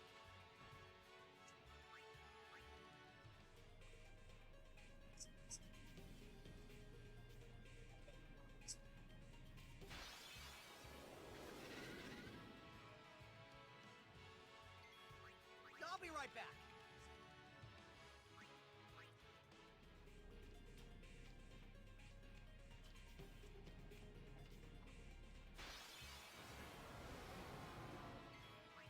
Live and let live. When all is said and done, I'm expecting about 240 encounters. I'll be right back.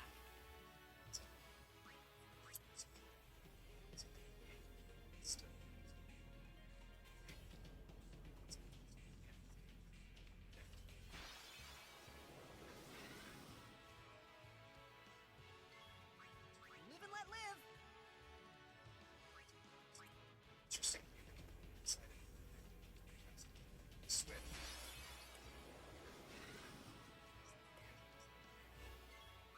Live and let live.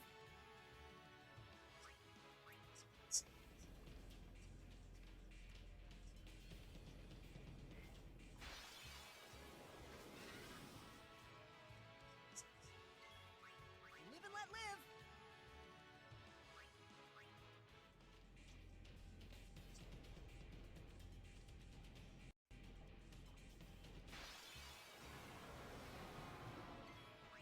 I'll be right back.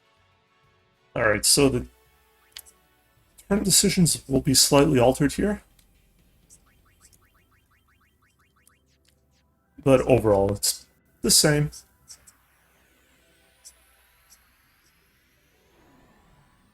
Instead of swapping to Yuna, she will stay with us with First Strike. And she is going to have to do the armor break. Because Omnis has way too much HP for Bahamut to kill without it.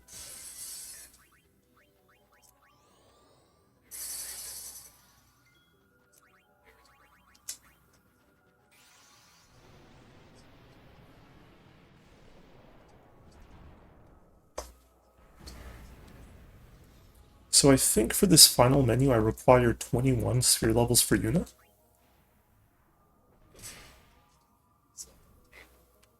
It didn't matter there. Unless I missed the armor break, but I can't be sure. So if I don't reach 21, I'll have to fight another pair of defenders. Or those iron giants, rather. Okay. Should have more than enough right now. Final menu should be done after the crystal carousel section, since that's when we get the rest of our remaining spheres.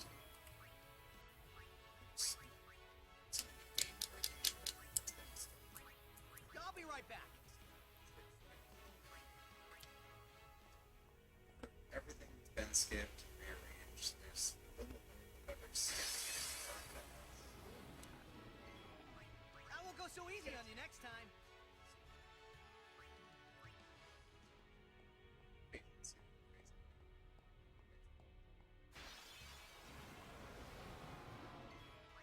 I'll be right back.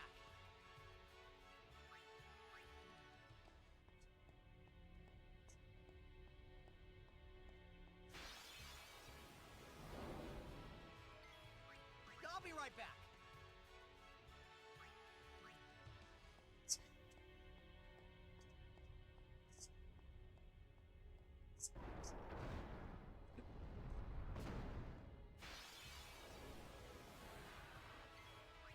Live and let live. No encounters for me, sorry.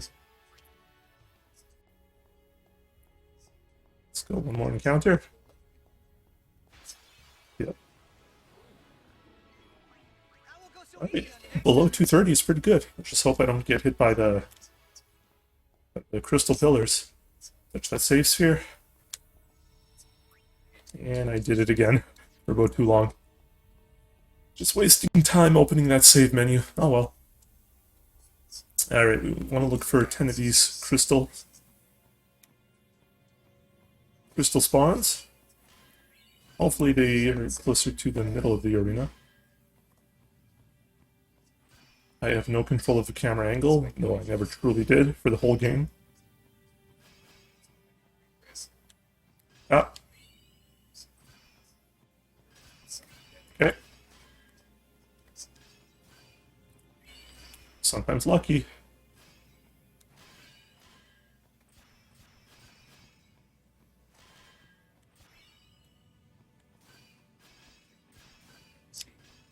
Come on. Oh, wasn't prepared for that. Live and let live.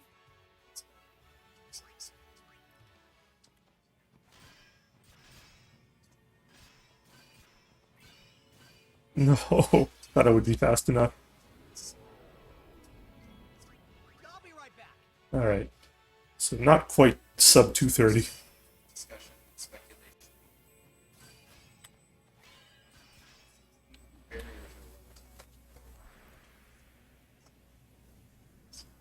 Very Alright, big menu time.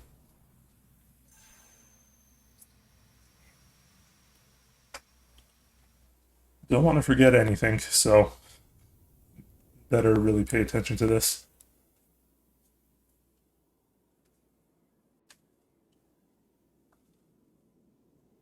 So, that's about Alright, customize. First strike Orin. Let's make sure the equips are correct after my formation is equipped. Sonic Steel, Sonic Blade, Wind Rod. Good. Oops. Okay, Sphere Grid. This guy. It's gonna go all the way to the left. Get our zombie attack.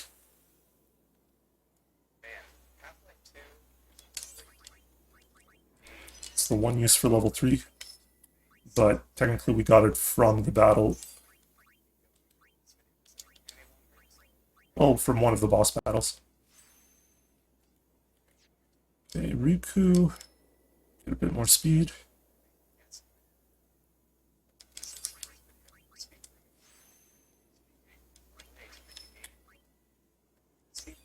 She can stay there for a while. Oops. Titus is gonna go down left now. Or down right. Doi. And unlock Shell.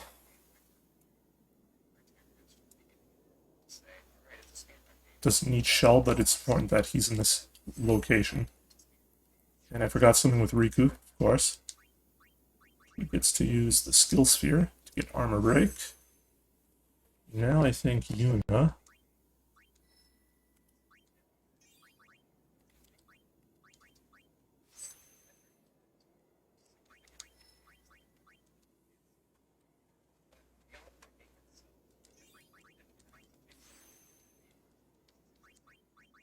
Should be the last bit of menuing on this side.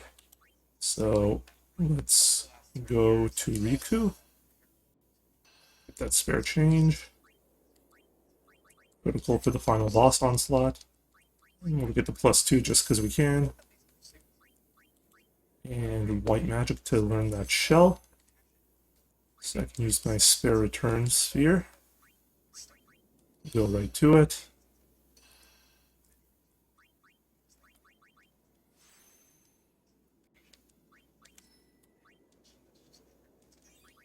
Get the stray +2. Bring it down, get another +4 agility, most critical. And attribute for another +4.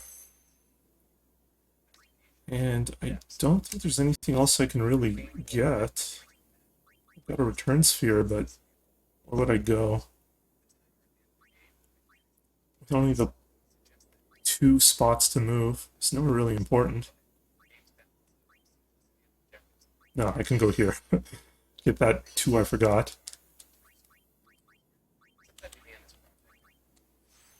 Just check what are my stats. 83 strength, 47 agility. Yeah, that will have to do.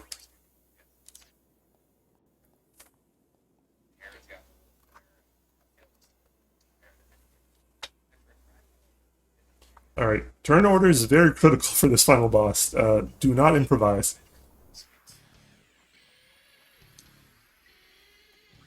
Swap to Riku. She does the armor break. Titus will talk to cancel one of BFA's turns. Orin only needed to bring Yuna back in. And now we hope for good luck.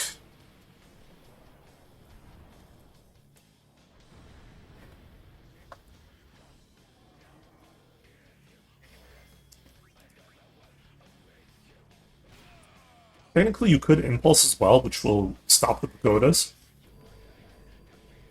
The issue there is that because of the heavy tick speed delay, you're probably not going to be able to defeat phase 2.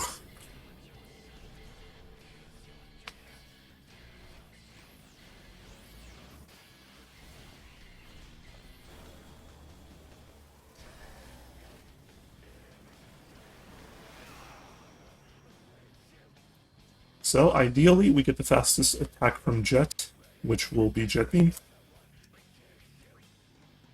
I am fast enough to get 1 turn before the pagodas get theirs for phase 2.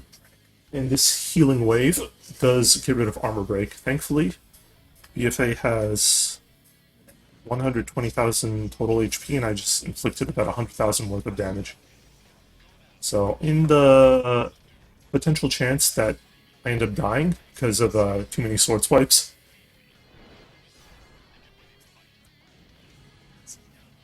that's why I have that poison thing. At least I can do some hefty bit of damage until I summon again. If my agility was high enough, then it should be good enough to get the attack after this last power wave. Look, I am in luck. Good stuff.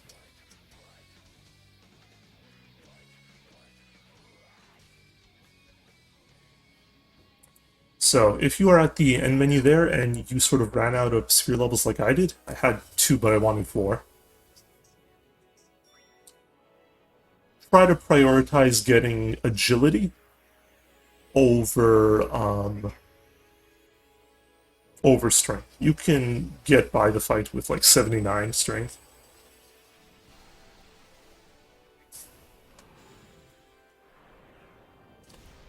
What I could have done with the sphere levels is, I think, get an extra +4 agility. And if I did not get that extra +2 strength... Oops, that's my move. Spare change.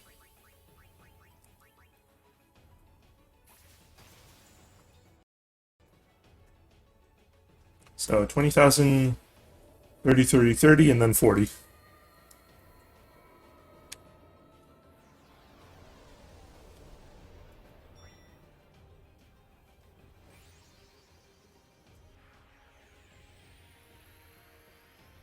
You should have about 160,000 gil in total here.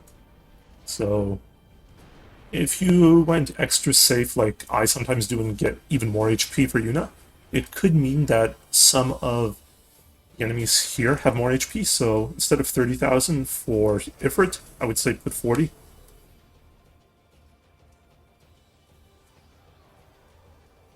But the other guys should die. Thankfully, the turn order being what it is, Yuna's always going to be going first.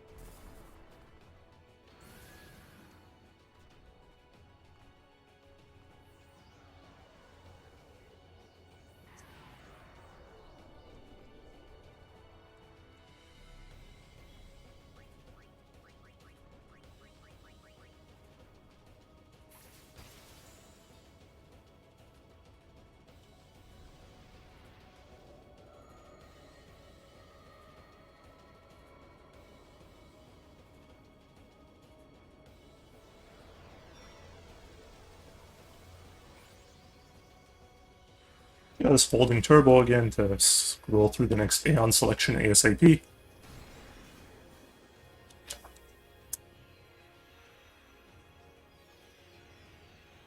Oh, it's not over until the end, right? So we'll see what our final time may be.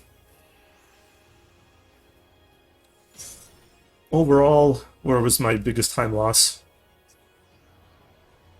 Hiccups on the Mushroom Rock Road skip or the Terrace skip.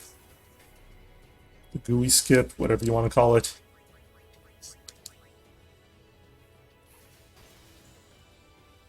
The Vel Trials, those were a goof up. I could not grind on the fights that I wanted to.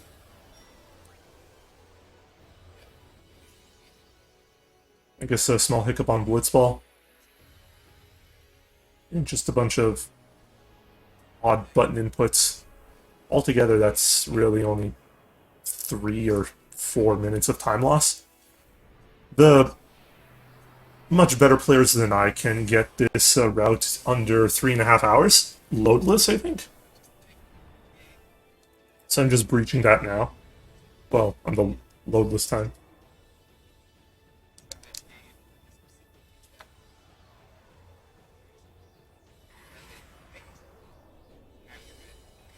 The standard sphere grid remains to be the faster option.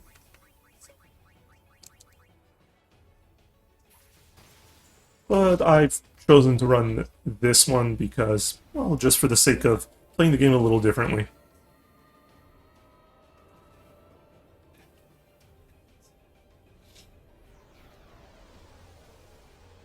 I hope this commentary was tolerable. I don't do this often. It serves as good practice for myself. Alright, Kamari to zombify our final boss. Chucking a Phoenix down should end the battle.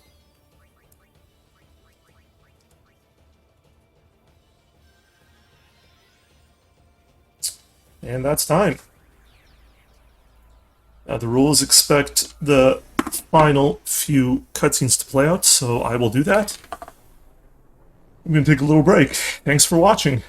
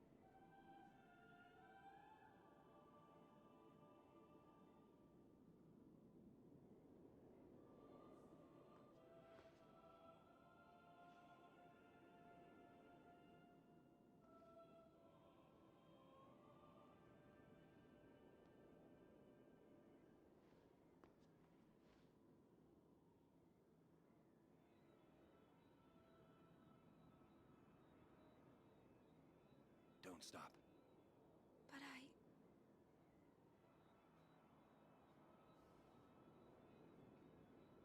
It's all right.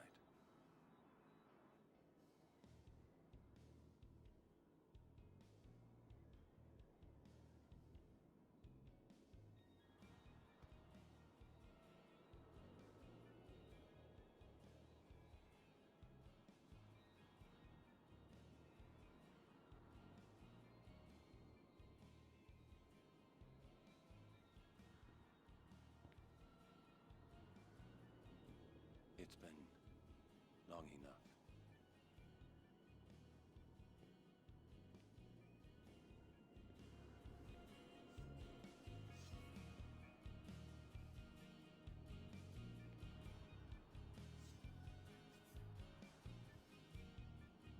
This is your world now.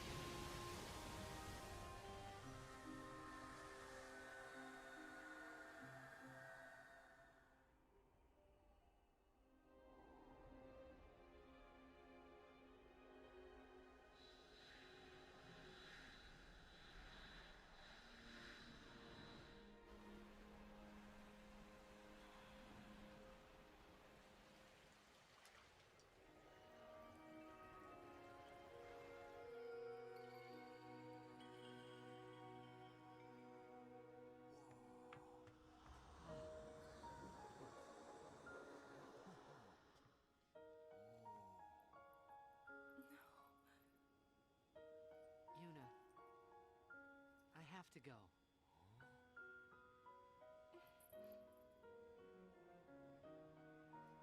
I'm sorry I couldn't show you Xanarkand.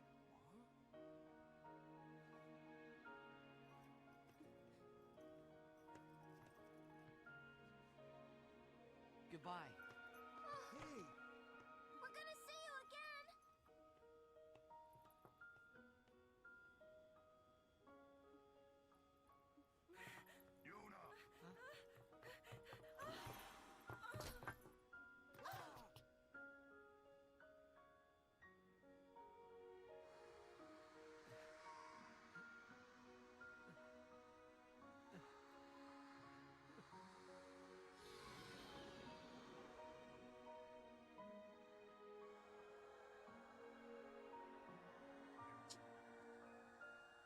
I'm gonna skip this CGI cutscene now,